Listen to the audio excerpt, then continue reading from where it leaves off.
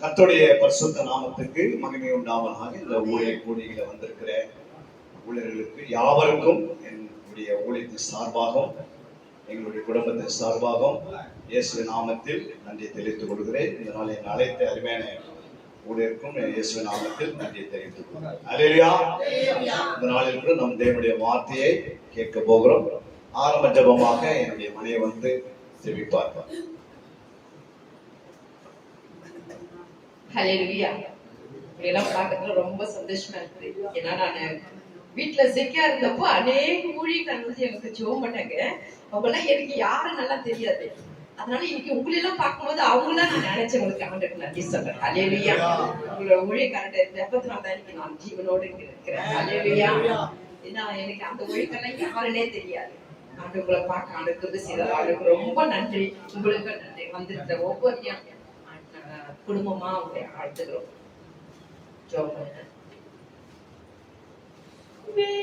வெறுமையான பாத்திரம் நான் வெறுத்து தள்ளாமலே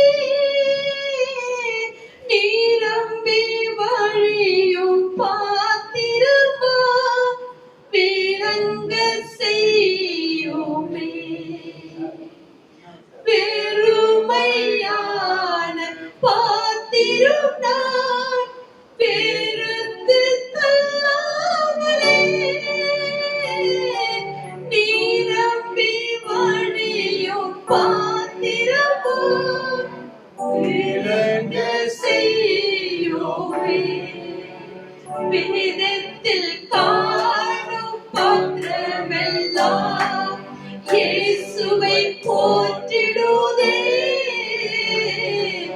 என்னையும் அவ்வித பாத்திரமா அணைத்து கொள்ளுமே.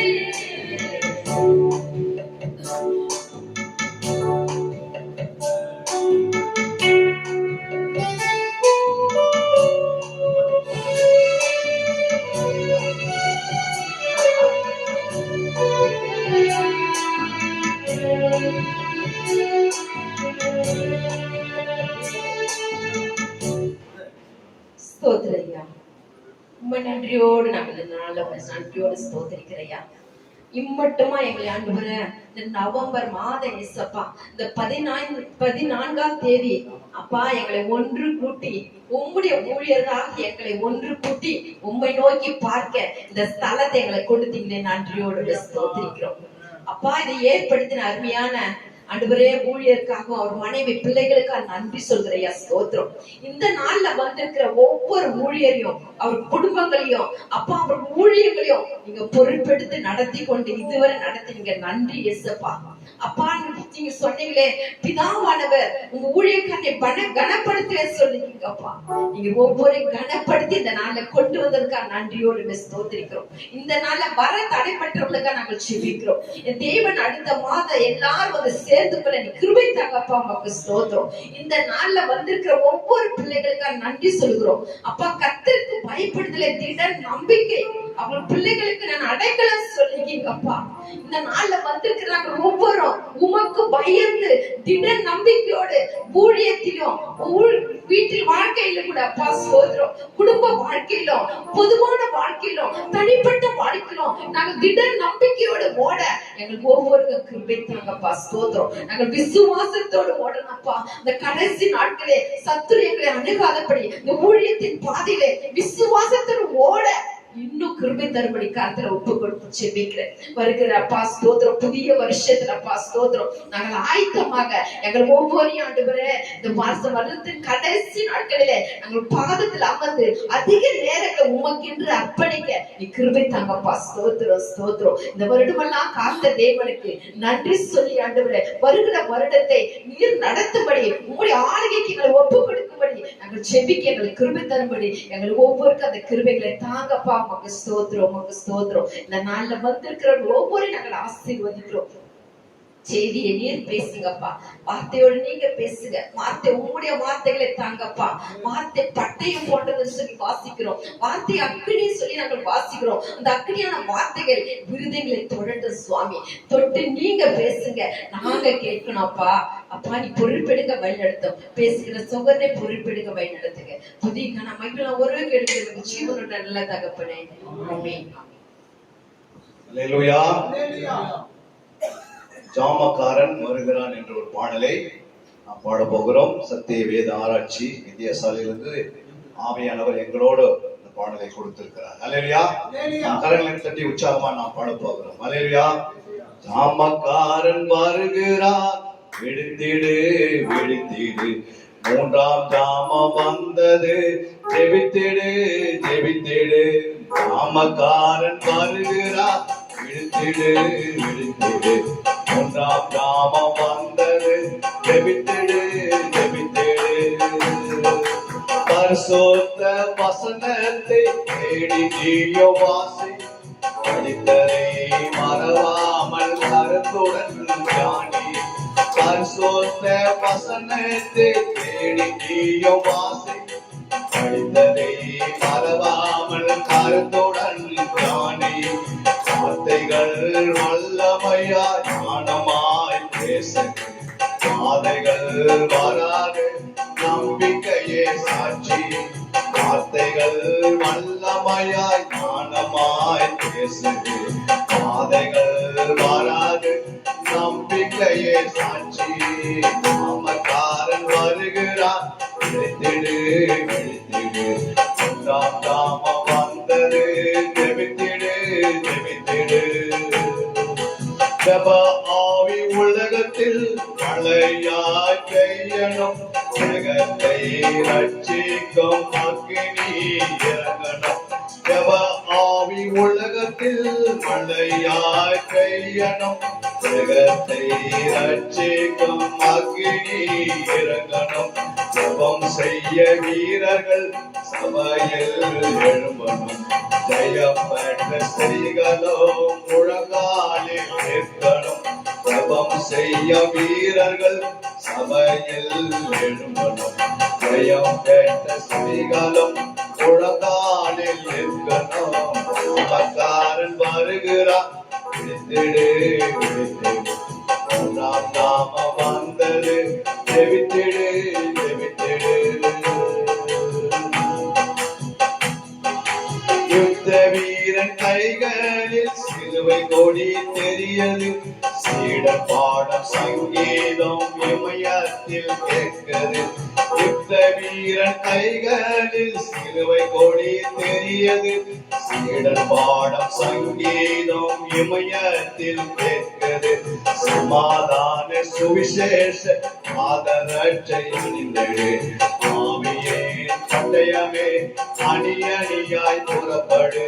சமாதான சுவிசேஷ ஆதரற்றை அணிந்தது, ஆவியே பட்டயமே அணி அணியாய் புறப்படு. நாமக்காரன் வருகிறான், விழித்திடு விழித்திடு, மூன்றாம் ஜாமம் வந்தது, ஜெபித்திடு ஜெபித்திடு. சாத்தான் உன்னை கண்டதும் ஏழு வழியாய் ஓடணும், சத்தியத்தை பரசாட்டி சத்துருவை விரட்டணும். சாத்தான் உன்னை கண்டதும் ஏழு வழியாய் ஓடணும், சத்தியத்தை பரசாட்டி சத்துருவை விரட்டணும்.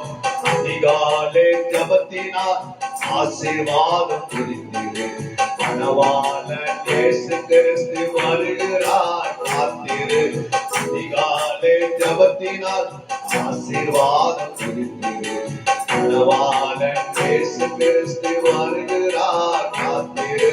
நாமக்காரன் வருகிறார், விழித்திடு விழித்திடு, மூன்றாம் ஜாமம் வந்தது, ஜெபித்திடு ஜெபித்திடு. நாமக்காரன் வருகிறார், விழித்திடு மகனே, மூன்றாம் ஜாமம் வந்தது, ஜெபித்திடு மகளே. அல்லேலூயா. கர்த்தருடைய நாமத்துக்கு மகிமை உண்டாவதாக. ஜாமக்காரன் வருகிறான், நாம் விழித்திருக்க வேண்டிய நேரங்கள். அல்லேலூயா. நாம் அசதியா இருந்தால் ஜாமக்காரன் நம்முடைய ஊழியங்களை திருமணமாக்கி விட்டுருவான். அல்லேலூயா. அதனால் விழித்திருந்து நாம் ஜெபிப்போம், ஆண்டவருடைய சமூகத்திலே நாம் காத்திருப்போம். இந்த நாளில் கூட நாம் ஆண்டவருடைய வார்த்தையை தேவ சமூகத்தில் உட்கார்ந்து நாம் காத்திருக்கும் போது ஆண்டவர் சொன்ன இன்று தினத்திலே உங்களுடைய ஊழியர்களாக நாங்கள் ஒரு மனதோடு உங்களுடைய சமூகத்தில் காத்திருக்கும் போது ஆவியானவர் நீர் எங்களோடு இடைப்பட வேண்டும். ஆண்டவரே, நீர் பேசணும், நாங்கள் கேட்கணும், அதன்படி வாழணும், மற்ற முன்பாக நாங்கள் சாட்சியா ஜீவிக்கணும். எங்களை பார்த்த அநேகர்கள் இப்படியும் ஒரு ஊழியர்கள் இந்த பகுதியில் இருக்கிறார்கள் என்று அன்று எலியாவை பார்த்து சொன்னது போல, எலிசாவை பார்த்து சொன்னது போல நம்மை பார்த்து அநேகர் சொல்ல வேண்டும். அல்லேலூயா. இதனால எழுப்புதலுக்காக நாம் அதிகமாக பிரயாசப்பட்டுக் கொண்டிருக்கிறோம். ஏனென்றால் நாம் ஓடுகிற ஓட்டங்கள், நாம் ஓடுகிற செய்கிற வேலைகள், ஊழியங்கள் எல்லாம் ஒரு எழுப்புதல் வந்தாதான் வெகு வேகமாக இந்த உலகத்திலே ஊழியர்கள் ஒருவர் இருக்கிறார்கள் ஜனங்களுக்கு தெரியும். அல்லேலூயா. எழுப்புதல் வராது இருந்தால் நம்மளுடைய ஊழியங்கள் நாம் அதிகமாக கடினமாக கஷ்டப்பட வேண்டியதா இருக்கிறது. அதாவது ஆண்டவர் சொன்னார், எடுப்புதலுக்காக காத்திருக்க வேண்டும். அல்லேலூயா. வேகமாக ஆவியானவர் நம்ம மேல ஊற்ற போற நாட்கள் வரப்போகிறது. அதனால எடுப்புதல் வர வேண்டும் என்றால் சபை நிரம்பி வழுகிறதுனால எடுப்புதல் வராது. அல்லேலூயா. சபையில மக்களை சேர்த்து கொண்டு வரதுனால எடுப்புதல் வராது. அல்லேலூயா. இல்ல சபை பெரிய பெரிய சபைகளை கட்டி நம்ம நிறைவேற்றி கொண்டாலும் எடுப்புதல் வராது. அல்லேலூயா. இல்ல நம்முடைய பேர் புகழ் பெருகும் போது சபையில அப்போது எழுப்புதல் வராது. எழுப்புதல் வருவதற்கு ஒரே வழி, தேவ பாதத்திலே அதிக நேரம் காத்திருக்கிற சபைகள் நிச்சயமா எழுப்புதல் ஆவி சபை மேல் ஊற்றுவார். எந்த சபையில் ஜெபம் அதிகமா இருக்கிறதோ, ஆதி அப்போஸ்தலருடைய காலகட்டத்திலே சபைக்கு வெளியே தான் ஆண்டவர் எழுப்புதலை கொண்டு வந்தார். ஆனால் இனி சபைக்குள்ள வரப்போகிறது என்று நாம் அநேக வேத வசனம் மூலமாக வாசித்துக் கொண்டு வருகிறோம். அல்லேலூயா. சபைக்குள்ள வருதுன்னா அந்த எந்த சபையில ஜெப ஆவி இல்லை நம்ம அதிகமா ஜெப நேரத்துக்கு நாம் ஒதுக்குறோமோ அந்த சபையின் மேல் ஆவியை என்ன செய்வாரு? வல்லமையாய் இறங்கி ஊற்றுவார். அல்லேலூயா. அந்த சபை வேகமாய் வளர ஆரம்பிச்சிடும். எந்த சபைக்குள்ள ஜெபம் இல்லையோ அந்த சபை நிர்மாணமாகும். அந்த சபையில் உள்ள ஊழியர்கள் இருந்து விசுவாசம் அளிக்கும். வேற சபையில் போய் விசுவாசியாக இருக்க வேண்டிய நிலைமை வரும். அல்லேலூயா. நம்ம இப்போ ஊழியக்காரா இருக்கோம், திடீர்னு ஒரு நாள் நம்ம மேல ஆவியை ஊற்றுனா நம்ம ஒரு சபைக்கு விசுவாசம் ஆயிடும். அல்லேலூயா. அதனால நம்ம மிக கவனமா இப்பொழுது என்ன செய்யணும்? அந்த எழுப்புதலுக்காக ஒரு நாளைக்கு நாம் மினிமம் ஒரு 3 மணி நேரமாவது ஒரு ஜாமமாவது காத்து ஜெபம் பண்ண வேண்டியது அவசியம். அல்லேலூயா. ஏனென்றால் வேதத்துல எங்கெல்லாம் ஜெபம் இருக்குதோ அங்கதான் எழுப்புதல் வந்திருக்கு. ஜெபம் இல்லாத இடத்துல எங்கேயும் எழுப்புதலை காணும். புரியுங்களா? அநேக இடத்துல நாம் வாசிக்கிறோம். இந்த நாளில் கூட நாம் வேதத்திலிருந்து சில வசனங்களை நாம் கவனமாய் கேட்க போகிறோம். ஆவியானவர் நம்மோடு இடைப்பட போகிறார். நாம் ஒரு ஆலோசனையாக இதை எடுத்துக்கொள்ளலாம். இது ஒரு பிரசங்கமாக எடுத்துக்கொள்ளாம, இது ஒரு உபதேசமா எடுத்துக்கொள்ளாம, இது ஏதோ நம்ம நாம் போதிக்கணும் நீங்க கேட்கணும் அப்படி இல்லை. ஒரு ஆலோசனையாக நம்ம எடுத்து வரப்போற நாட்கள்ல நாம் என்ன செய்ய வேண்டும், தேவ ஆவியானவர் நம்மை போட்டு என்ன செய்ய சித்தமா இருக்கிறார், தேவன் எதற்காக நம்மை அழைத்தாரோ ஒரு பெரிய திரளான கூட்டத்தை நமக்காக வைத்திருக்கிறார். அதை நாம் பற்றி கொள்வதற்கு அதற்காக ஒரு ஆலோசனை ஆவியானவர் நம்மோடு இடைப்படுகிறார். அங்கே சகரியா 10ஆம் அதிகாரம் 1ஆம் வசனத்தை என் மனைவி வாசிப்பாங்க. நாம் கவனமாய் அந்த வசனத்தில் உள்ள ஆவியானவர் நம்மோடு இடைப்படுவாராங்க. சகரியா 10ஆம் அதிகாரம் 1ஆம் வசனம். பின்மாறி காலத்து மழையை கர்த்தரிடத்தில் வேண்டிக் கொள்ளுங்கள். அப்பொழுது கர்த்தர் மின்னல்களை உண்டாக்கி வயல்வெளியில் அவரவருக்கு பயிர் உண்டாக அவரவருக்கு மழை கட்டிடுவார். அல்லேலூயா. பின்மாறி காலத்து மழையை கர்த்தரிடத்தில் வேண்டிக் கொள்ளுங்கள். அந்த முக்கியமான அங்கு கீவேர்டு. அப்போது கர்த்தர் மின்னல்களை உண்டாக்கி வயல்வெளியில் அவரவருக்கு பயிர் உண்டாக அவரவர்களுக்கு மழையை கட்டளையிடுகிறார். அல்லேலூயா. கட்டளையிடுவார். அப்போ பின்மாறி காலத்து மழைக்காக என்ன செய்யணும்? கர்த்தரிடத்தில் நம்ம என்ன செய்யணும்? வேண்டிக் கொள்ளணும். மிக அவசியம். ஜெபம் மிக அவசியம் என்று சொல்லியிருக்கிறார். பின்மாறி என்ற ஒரு எழுப்புதல் ஆவியை தேவன் சபை மேல ஊற்றுவதற்கு ஆண்டவர் அரசனையோடு பேசிக் கொண்டிருக்கிறார். அல்லேலூயா. அந்த பின்மாறி மழையை நாம் பெற்றுக்கொள்ளணும்னா அது வேண்டுதல் மிக அவசியம் என்று சொல்லப்பட்டிருக்கிறது நாம் பார்க்க முடிகிறது. இரண்டாவதாக நாம் அங்கே வாசிக்கும் போது இரண்டாம் காரியத்திலே ஏசாயா 43:1 வாசிக்கும் போது, ஏசாயா 43 அதிகாரம் 1 வசனம். 43:1. இப்போதும் யாக்கோபே, உன்னை சிருஷ்டித்தவரும் இஸ்ரவேலே உன்னை உருவாக்கினவருமாகிய கர்த்தர் சொல்லுகிறதாவது, பயப்படாதே, உன்னை மீட்டுக் கொண்டேன், உன்னை பேச 44:3 வாசிக்கலாம். 44:3 வாசிக்கலாம். தாகமுள்ளவன் தண்ணீரையும் தாகமுள்ளவன் தண்ணீரையும் வறண்ட நிலத்தின் மேல் ஆறுகளையும் வறண்ட நிலத்தின் மேல் ஆறுகளையும் ஊற்றுவேன். உன் சந்ததி மேல் என் ஆவியும் உன் சன்னிதானத்தின் மேல் என் ஆசீர்வாதத்தை ஊற்றுவேன். அல்லேலூயா. அப்ப யாருக்குள்ள அந்த தாகம் இருக்கிறது? இந்த பரிசுத்த ஆவியை நிறைவாக ஒரு அபிஷேகத்தை நாம் பெற்றுக்கொள்வதற்கு முதலாவது நமக்கு தாகம் இருக்க வேண்டும் என்றால் அது ஜெபத்தின் மேல் நமக்கு ஒரு தாகம் இருக்க வேண்டும். ஜெப பாரம் நமக்குள்ள வராத அந்த தண்ணீரை நாம் குடிக்க முடியாது. அல்லேலூயா. அதான் ஆவியானவர் சொல்கிற ஜெப பாரம் நமக்குள்ள இருந்தாதான் அந்த தண்ணீரை கர்த்தர் நமக்கு மேல என்ன பண்ணுவாரு? ஊற்றும் போது ஆறாக புறப்படும்.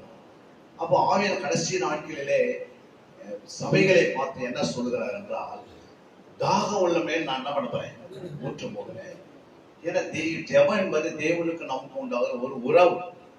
தேவனோட நம்ம அவருடைய ஊழியக்காரா இருக்கிற மோசையை பாருங்க, ஆண்டவரோட 40 பகல் 40 இரவு தண்ணி குடிக்காம எதையும் புசிக்காம தேவனுடைய பாதத்தில் அமர்ந்திருந்து காத்திருந்தார்.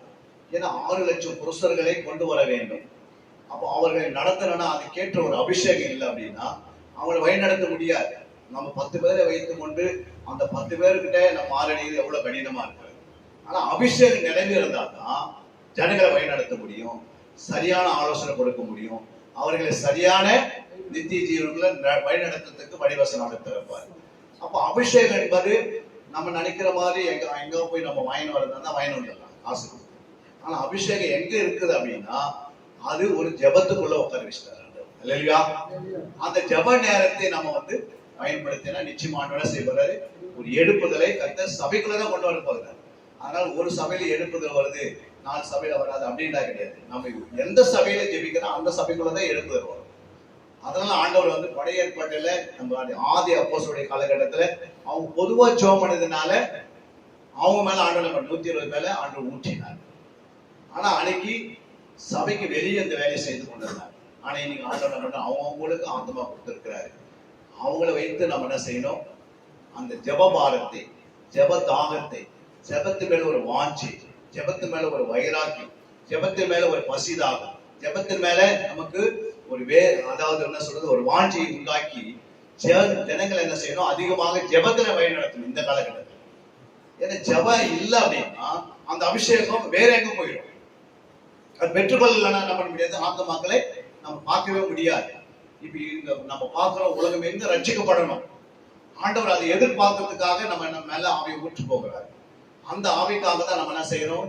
நம்ம அதிக நேரத்தை காத்திருக்க போகிறோம். மூன்றாவதாக நாம் பார்க்க போறாங்க சொல்லப்பட்டிருக்கிறது அந்த வசனத்தை நம்ம எசேக்கியேல் 34:26 வாசித்தோம்னா, எசேக்கியேல் 34:26 நான் அவர்களையும் என் மேட்டின் சுற்றுப்புறங்களையும் ஆசீர்வாதமாக்கி ஏற்ற காலத்திலே மழையை பெய்ய பண்ணுவேன். ஆசீர்வாதமான மழை பெய்யும். அல்லேலூயா. ஆண்டவர் என்ன சொல்றாருன்னா, ஏற்ற காலத்துல தான் அந்த மழை என்ன பண்ணுவாரு? ஊற்றுவார். நம்ம நினைக்கிற மாதிரி டக்குனு இப்ப ஊற்றுறது இல்லை. அந்த ஜெபத்தினுடைய அளவு, ஏன்னா ஜெபத்தூபம் கலசத்துல நிரமனா தான் ஜெபம் என்ன பண்ணுவார்? ஆனா ஊற்றுவார். இந்த ஒவ்வொரு சபைகளுக்கும் பரலோகத்துல ஒரு கலசம் இருக்கிறது. அந்த கலசத்துல நம்ம ஜெபம் பண்ணி உபவாசம் போட்டு இரவு ஜெபத்தை போட்டு அதிக 12 மணி நேரம், 24 மணி நேரம், 3 இரவு 3 பகல் இப்படி ஜெபம் பண்ணாதான் அந்த கலசபை நிரம்பணும். புரியுதுங்களா? அப்ப நம்ம நிரப்பணும்னா அவங்க அந்த சபைக்கு கொடுக்கப்பட்ட இந்த நேரத்தை நம்ம பயன்படுத்திக்கணும். இல்லையா? சத்திய வேதாராய்ச்சி எங்களுக்கு ஆண்டு சொன்னாரு, 1 கோடி சீசர்களை உருவாக்கணும் அப்படின்னு ஆண்டு சொன்னார். 1 கோடி ஜாமக்காரர்களை உருவாக்கணும்னு சொன்னார். 1 கோடி யுத்த வீரர்களை உருவாக்கணும், 1 கோடி ஊழல்களை உருவாக்கணும் அப்படின்னு ஆண்டு சொல்லிட்டாரு. அதனால நான் உட்கார்ந்து அமைதியே இல்லை.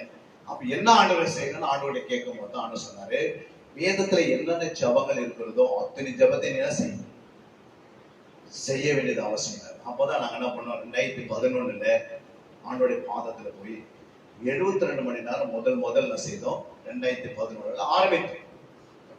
அப்போ ஒரு 2.5 லட்சம் செலவு பண்ணி ஒரு 40 ஊழியர்களை திரட்டி ஒரு மண்டபத்தை தெரிந்து கொண்டு அந்த மண்டபத்துல 3 பகல் 3 இரவு ஜெபிக்க ஆண்டவர் கிருபை செய்தார். அல்லேலூயா.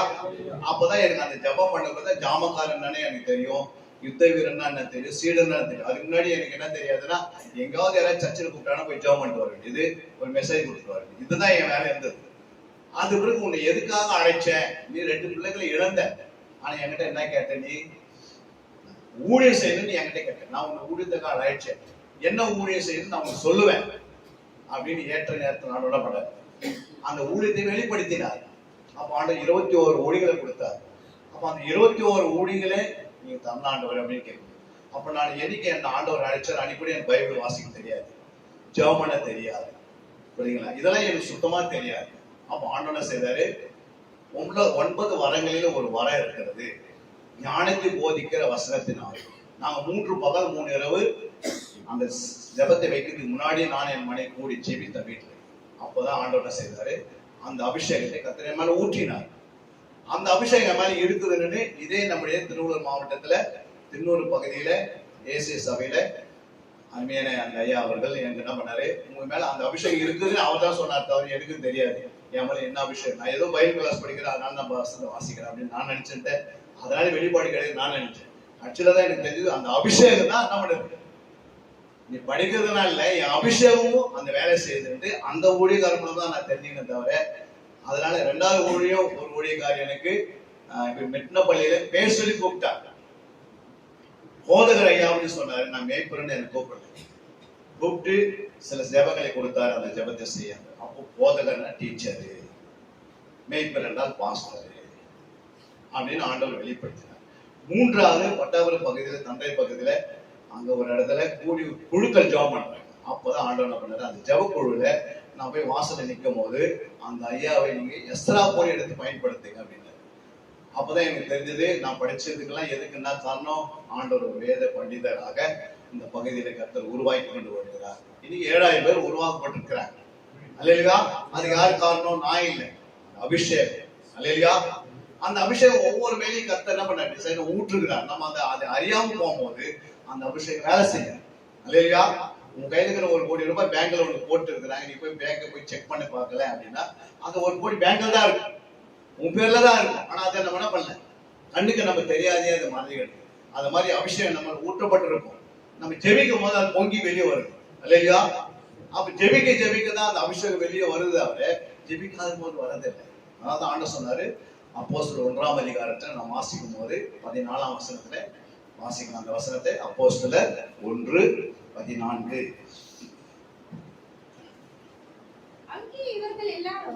அங்கே இவர்கள் எல்லாரும் ஸ்திரீகளோடும்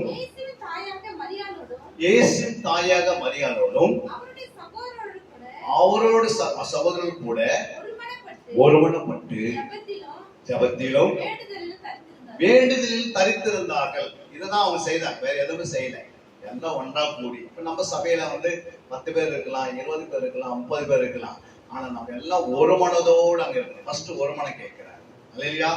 2வது ஜெபத்திலும் வேண்டுதல். ஜெபம் என்பது நம்முடைய சபைக்காக நம்ம செய்ய வேண்டிய காரியங்கள்லாம் ஜெபத்துல சொல்ல போறோம். வேண்டுதல் என்று மற்றவர்களுக்காக நாம் ஜெபிக்க போறது அங்க சொல்லப்பட்டிருக்கிறது. அப்போ அதை தரித்திருந்தார்கள். எத்தனை நாள் தரித்திருந்தார்கள்? 10 பகல் 10 இரவு தரித்திருக்க வேண்டும் என்று அப்போஸ்தலர் 1:5 வாசிக்கிறோம். அங்கதான் ஆண்டவர் கட்டளை எடுக்கிறார். வாசிக்கலாம் அந்த வசனத்தை. நீங்கள் எருசலேமை விட்டு போகாமல் என்னிடத்தில் என்ன கேள்விப்பட்டீர்களோ பிதாவின் வாக்குத்தத்தம் நிறைவேற காத்திருங்கள் என்று கட்டளையிட்டார். சொல்றார் 1ஆம் அதிகாரம் 5ஆம் வசனம் சொல்றாரு. 1:14 அவங்க என்ன பண்றாங்க, போயிட்டு தரித்து இருக்கிறாங்க.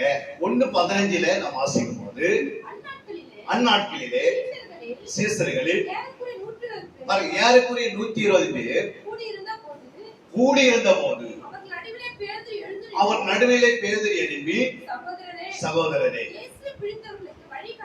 வழிகாட்டின யூதாசை குறித்து யூதாசை குறித்து பரிசுத்த ஆவி தாவீதின் வாக்கினால் முன் சொன்ன வேத வாக்கை நிறைவேறும்படி அவர் என்ன பண்ணாங்க, தங்களில் ஒருவனாக எண்ணப்பட்டு அந்த இடத்தை பூர்த்தி பண்ணணும்னு சொன்னாங்க. இப்ப இவங்க கூடி உட்காருவதற்கு இன்னும் பரிசுத்த இறங்கி வரல. 2ஆம் அதிகாரம் 2 தான் அவங்க இறங்கி வர போறாங்க.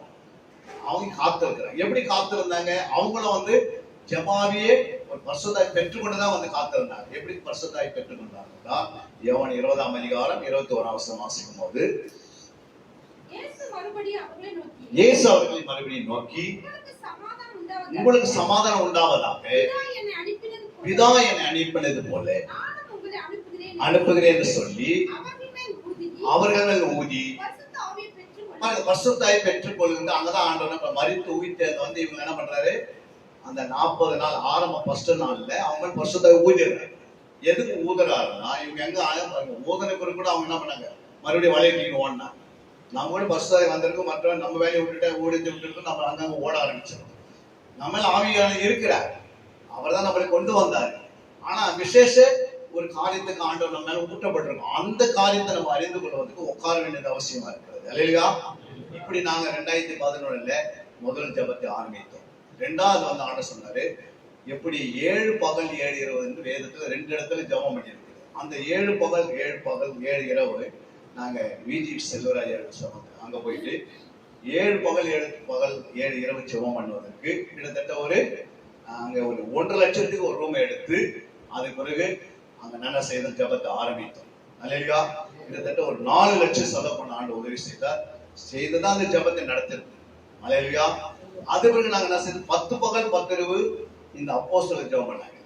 அது தரிசன தோட்டத்துல 30,000 ரூபாய்க்கு நாங்க அந்த ஐயா கிட்ட போயிட்டு அந்த இடத்தை வாங்கி 10 பகல் 10 இரவு என்ன செய்தோம், ஜெபிக்க ஆண்டவர் உதவி செய்தார். ஏன் அப்படின்னா, 1 கோடி பேர் உருவாக்கணும். 100 பேர் உருவாக்கினா கூட அதுக்கு ஜெபம் இல்லைன்னா உருவாக்க முடியாது. நம்ம ஜெபம் நிரம்ப நம்ம ஜெபம் பண்ணியிருந்தாலும் எத்தனை ஆத்மா பண்ணு நம்ம திட்டம் போட்டு ஆண்டவர்கிட்ட சொல்லணும். அல்லேலூயா. அப்போ 1 கோடி உருவாக்குவதற்காக 3வது நாங்க என்ன செய்யறோம், 10 பகல் 10 இரவு ஜெபிப்பதற்கு கிட்டத்தட்ட ஒரு 1.5 லட்சம் செலவு பண்ணி அதை செய்ய சொன்னார் ஆண்டவர். அவர் தான் பென்ஷனை கொடுத்தாரு, அவர் தான் வேலையை கொடுத்தாரு, அந்த சம்பளத்தை வச்சு நடத்த உதவி செய்தாரு. யாரையுமே கேட்காம இது மாதிரி ஜெபங்களை நடத்த சொன்னாங்க. இதை ரகசியமா நாங்க நடத்தினே வந்தோம். ஜனங்கள் எப்படி இருந்தாலும் எந்த பாஸ்டர்கிட்ட போய் எனக்கு ஒரு 10 பேர் அனுப்பி விடுங்க அப்படின்னு நான் சொல்றேன். நீ என்ன செய், உன் வேலையை நீ கரெக்டா செய். போய் பேனர் ஓட்டு, போய் வால் போஸ்டர் ஓட்டு. அல்லேலூயா. போய் எங்கெங்கெல்லாம் சொல்லு, ஹேண்ட்பேஸ் போட்டு கொடு. நான் ஆத்மாக்களை சேர்த்து கொண்டு வருவேன். நீ உன் வேலை இந்த வேலை உன் வேலை படிச்சிரு, கேவலையை நான் பாத்துக்கிறேன் அப்படின்னு ஆண்டு தெளிவா சொன்னதுனாலதான் பட்டாபுரத்துல செய்யும்போது கூட உட்கார்றதுக்கு இடம் இல்லாத அந்த மண்டபத்தை நிரப்பினாங்க ஆண்டவர். அல்லேலூயா.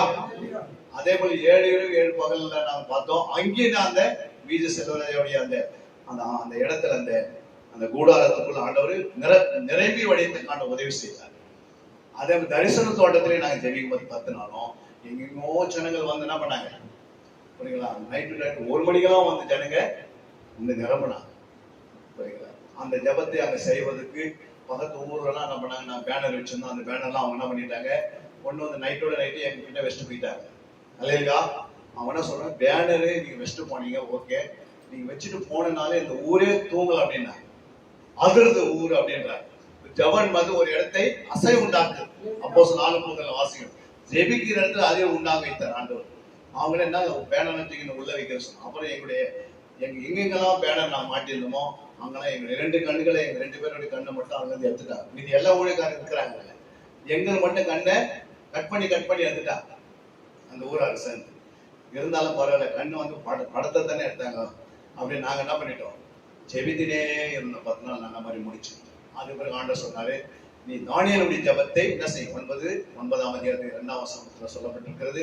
தானியேல் 21 நாள் துக்கம் கொண்டாடி என்ன பண்ணாரு, தேவ சமூகத்துல 3 இரவு 3 பகல், அதாவது 3 வாரங்கள் அவர் என்ன பண்ணாரு, தேவ சமூகத்தை காத்து பிடிச்சிருந்தார். என் ஜனங்கள் சிறையிலிருந்து விடுபடவில்லைன்னு சொல்லி இணைமை கொடுத்த அந்த வாக்குத்தத்தை நிறைவேறுவதற்காக தானியேல் என்ன பண்ணாரு, 21 பகல் இரவு எடுத்து தேவ சமூகத்துல காத்திருந்து துக்கித்து தேவனை நோக்கி ஜெபம் பண்ணார். அல்லேலூயா. அது போல 21 இரவு 21 பகலை ஜெபிக்க ஆண்டவர் கிருபை செய்தார். அல்லேலூயா. அது பிறகு ஆண்டவர் என்ன பண்ணாரு, மறுபடியும் சொன்னாரு, என்ன அடுத்த ஜெபம் நான் கேட்கும் போது ஆண்டவர் சொன்னாரு 40 பகல் 40 இரவு ஒன்று இருக்கிறது, அந்த ஜபத்தை ஏறெடுக்கணும்னு சொன்னார். அல்லேலூயா. அப்ப நாங்க என்ன பண்ணோம், தமிழ்நாட்டுல 39 மாவட்டத்திலையும் அநேக ஊழியர்களை இணைக்கப்பட்டிருந்ததோ அந்த ஊழியர்களுக்கெல்லாம் சொல்லி ஒவ்வொரு மாவட்டத்திலேயும் 2 சபையை நாங்க செலக்ட் பண்ணோம். அல்லேலூயா. ஒவ்வொரு சபையில காலையில 12 மணி நேரம், அடுத்தது 12 மணி நேரம். ஒரு மாவட்டத்துல நாங்க காலையில 5 மணிக்கு முடிச்சுட்டு 3 ஹவர் அடுத்த பட்டத்துக்கு போயிடுவோம். எங்க குழுக்கள் மணிபதிராய் எல்லாம் இருந்தாங்க. அதுக்குன்னு ஒரு டெம்பர் டிராவல் வாங்கணும். அல்லேலூயா. ஃபர்ஸ்ட் நாங்க போய் பேசணும். ஒரு எப்படியாவது ஒரு டெம்பர் டிராவலர் வாடகைக்கு எடுக்கலான்னு போனோம். அவனை சொன்ன 1,80,000 கேட்டாங்க 40 நாளைக்கு தமிழ்நாட்டு போய் சுற்றி வருது. நாங்க என்ன பண்ணோம், எங்களால செகண்ட் ஹேண்ட்ல ஒரு டெம்பர் டிராவல் கிடைக்க சொல்லி ஒரு 1,20,000 ரூபாய்க்கு ஒரு டெம்பர் டிராவல் வாங்கி அதுக்கு பேர் எல்லாம் பண்ணிட்டு இருந்தாங்க. அதை எடுத்து தமிழ்நாட்டுக்குள்ள சுத்தின்னு வந்துட்டு இந்த கொரோனா டைம்ல மறுபடியும் 1,80,000 ஆண்டு வித்து சொன்னோம். அல்லேலூயா. ஆண்டவர் அப்படி ஒரு வழியாசம் திறந்தாரு. 40 பகல் 40 சாப்பிடாம தூங்காம, புரியுங்களா, அவங்க உடம்பெல்லாம் சரீரத்தெல்லாம் வந்து விளையாடம் வந்தது. பிசாசு அந்த மலையிலே எங்களை தள்ளி விடுறதுக்கு பிரேக் ஃபெயிலர் ஆகி ஆண்டோடைய கிருபையினால நாங்க தப்பிச்சு எப்படியோ 40 நாள் முடிஞ்ச பிறகுதான் இதெல்லாம் நடந்தது. அந்த மாதிரி ஜெபத்துக்காக தியாகத்தோட என்ன செய்யணும், எங்களுக்கு கொடுத்த ஊழியங்கள் என்னன்னா 2 பிள்ளைகள் நாங்க இழந்ததுனால பிசாசுகிட்ட பிள்ளைகளை குடிங்க எடுக்கிறதுக்காக ஒரு வைராக்கியத்தினாவே அந்த அபிஷேகத்தை நான் கொடுத்ததுனாலதான் இந்நாள் வரைக்கும் வைராக்கியத்தை ஓடிக்கொண்டிருக்கோம். அல்லேலூயா.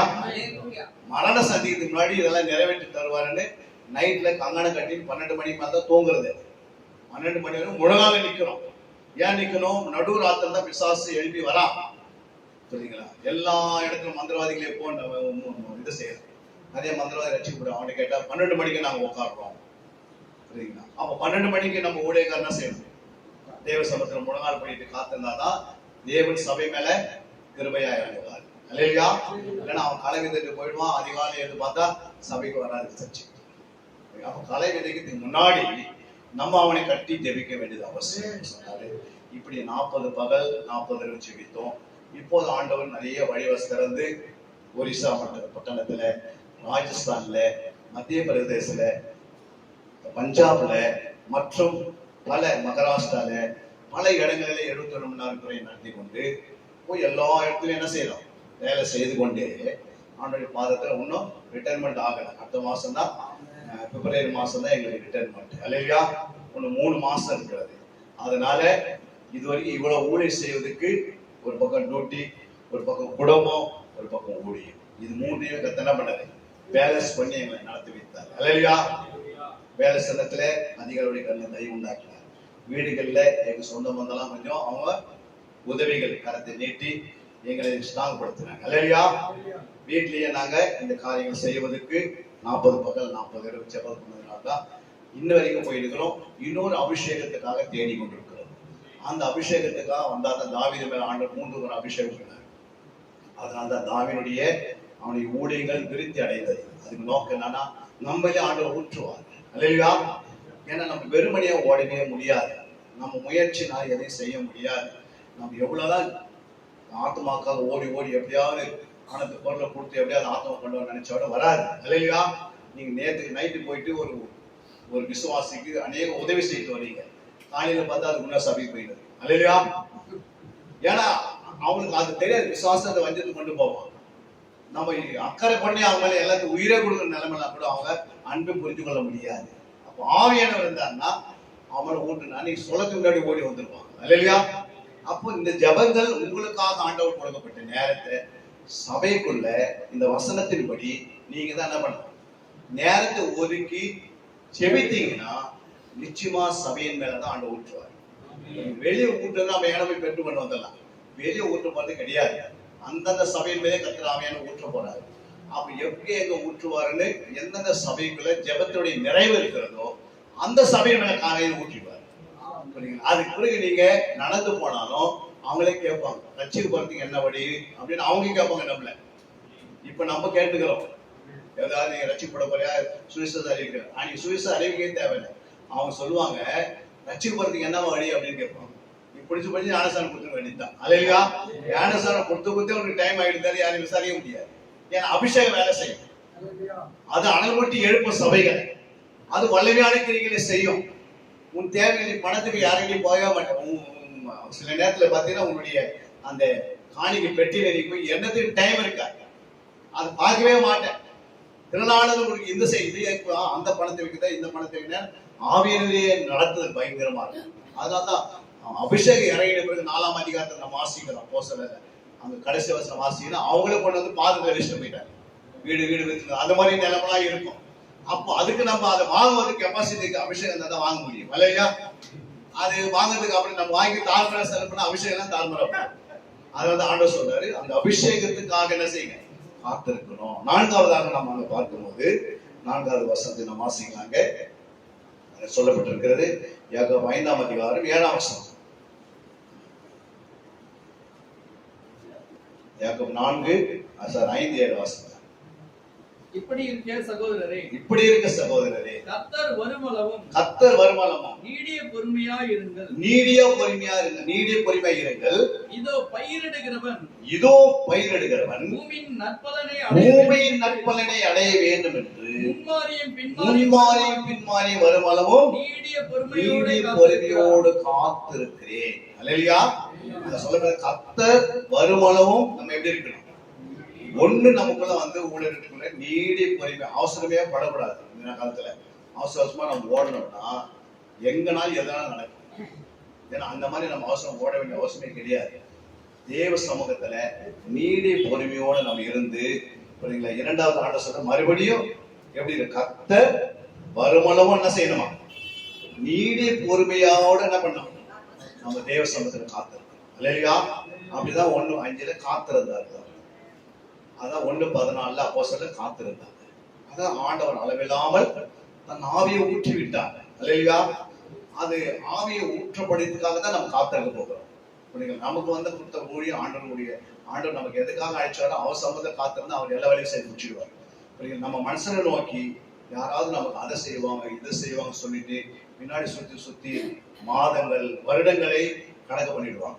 நம்ம நேரத்தை வேஸ்ட் பண்ணிடுவோம். அழைத்து கூப்பிட்டு நாளைக்கு சரி இன்னைக்கு சரி, யாருடைய உதவியும் நமக்கு தேவையில்லை. நம்முடைய தேவன் அண்ட சராசரங்களை படைத்த தேவன். நம்முடைய அத்தனை தேவைகளும் சந்திக்கப்படும். புரியுங்களா? இந்த பகுதியில நீங்க எவ்வளவு அளவு உங்களை வெக்கப்படுத்தினார்களோ, எவ்வளவு அளவு உங்களை மானப்படுத்தினார்களோ, உங்களுக்கு விரோதமாய் சத்துருவின் கோட்டைகளை கட்டி எப்படியாவது அவர்கள் அழிக்கிறதுக்கு பிளான் போட்டாங்களோ, அவனும் பட்சத்தில் வந்துடுவான். அல்லேலூயா. அபிஷேகம் கூட்டின பிறகு அதுக்கு பிறகு நீங்க யாருன்னு உலகத்துக்கு தெரியும். தானாவே ஆண்டவர் அழைச்சி வந்துருவார் ஜனங்களை. அல்லேலூயா. ஏன்னா அந்த அளவுக்கு கர்த்தர் செய்யக்கூடியதுக்கு தான் நமக்கு வைத்திருக்கிறார். நம்ம குறைவானவளா இருக்கலாம், கண்ணுக்கு தெரியாத இருக்கலாம் ஜனங்களுக்கு. ஆனா காலங்கள் வரும்போது கர்த்தர் நம்மளே பிரகாசமா வைப்பார், ஒளியாக நம்மளை வைப்பார். ஒரு நட்சத்திரத்திலே போல, புரியுங்களா, பிரகாசிக்கிற நட்சத்திரத்தை போல நம்மளை அந்தந்த பகுதியில ஆண்டு உயர்த்துவார். ஏன்னா அபிஷேகம் இல்லாம நம்ம ஒன்று செய்யணும். அதுக்குதான் ஆண்டு சொன்னாரு, நீ என் சமூகத்துல காத்திருக்க மகனே, என் பாதத்துல உட்காரு, உன் நேரத்தை வீண் பார்க்கவே போகாது. புரியுங்களா? வருஷம் முடிய போகிறது. அதனால இன்னும் நமக்கு இருக்கிறது ஒரு கிட்டத்தட்ட 45 நாள் தான் இருக்குது இந்த வருஷம் முடிவதற்கு. ஒரு நல்ல தீர்மானம் எடுத்துக்கொண்டு, ஆண்டவரே ஒரு 3 இரவு 3 பகல் சாப்பிடாம தூங்காம ஏன் சபையில நான் உட்காருறேன். எந்த ஊழியக்காரன் நீ வச்சு ஊழியம் செய்ய வேண்டிய அவசியம் கிடையாது. நீங்க உட்கார்ந்துட்டாவே கர்த்தரே வந்து ஊழியம் செய்து சபையில. அல்லேலூயா. அவர் வந்தாதான் செபாவி இறங்கும், இவர் வந்தாதான் செபாவின்னு ஆண்டவர் எங்கும் அப்படி சொல்லல. நீ என் பாதத்துல உட்கார்ந்தா போதும், நான் ஊற்றிடுவேன் அப்படின்ற. அல்லேலூயா. அப்படி நாமளே என்ன செய்யணும்? 2 நாள் உட்காருங்க, 3 நாள் உட்காருங்க, நிச்சயமா ஆண்டவர் பேசுவார், உணர்த்துவார். நம்முடைய காரியங்களை அவரே பேசி நிறைவேற்றுவார். நம்ம தேடி மக்கள் ஓடி வரதுக்கு வழிவசை திறப்பார். புரியுங்களா? வராத விசுவாசிகள் வர ஆரம்பிச்சிருவாங்க. தடை பண்ண விசுவாசிகள் வருவாங்க. பல நாட்கள் சபையை விட்டு ஓடனால திரும்பி வருவாங்க. ஏனென்றால் நம்ம உட்காராம என்ன செய்ய முடியாது. அவர் சொல்ல என் பாதத்தை நீ உட்கார், மரியாதை போல என்ன பண்ணிக்க உட்கார்ந்திக்க. 5ஆம் வசனம் நம்ம 5வது வாசிக்கலாம். எசேக்கியேல் 36:37. எசேக்கியேல் 36:37.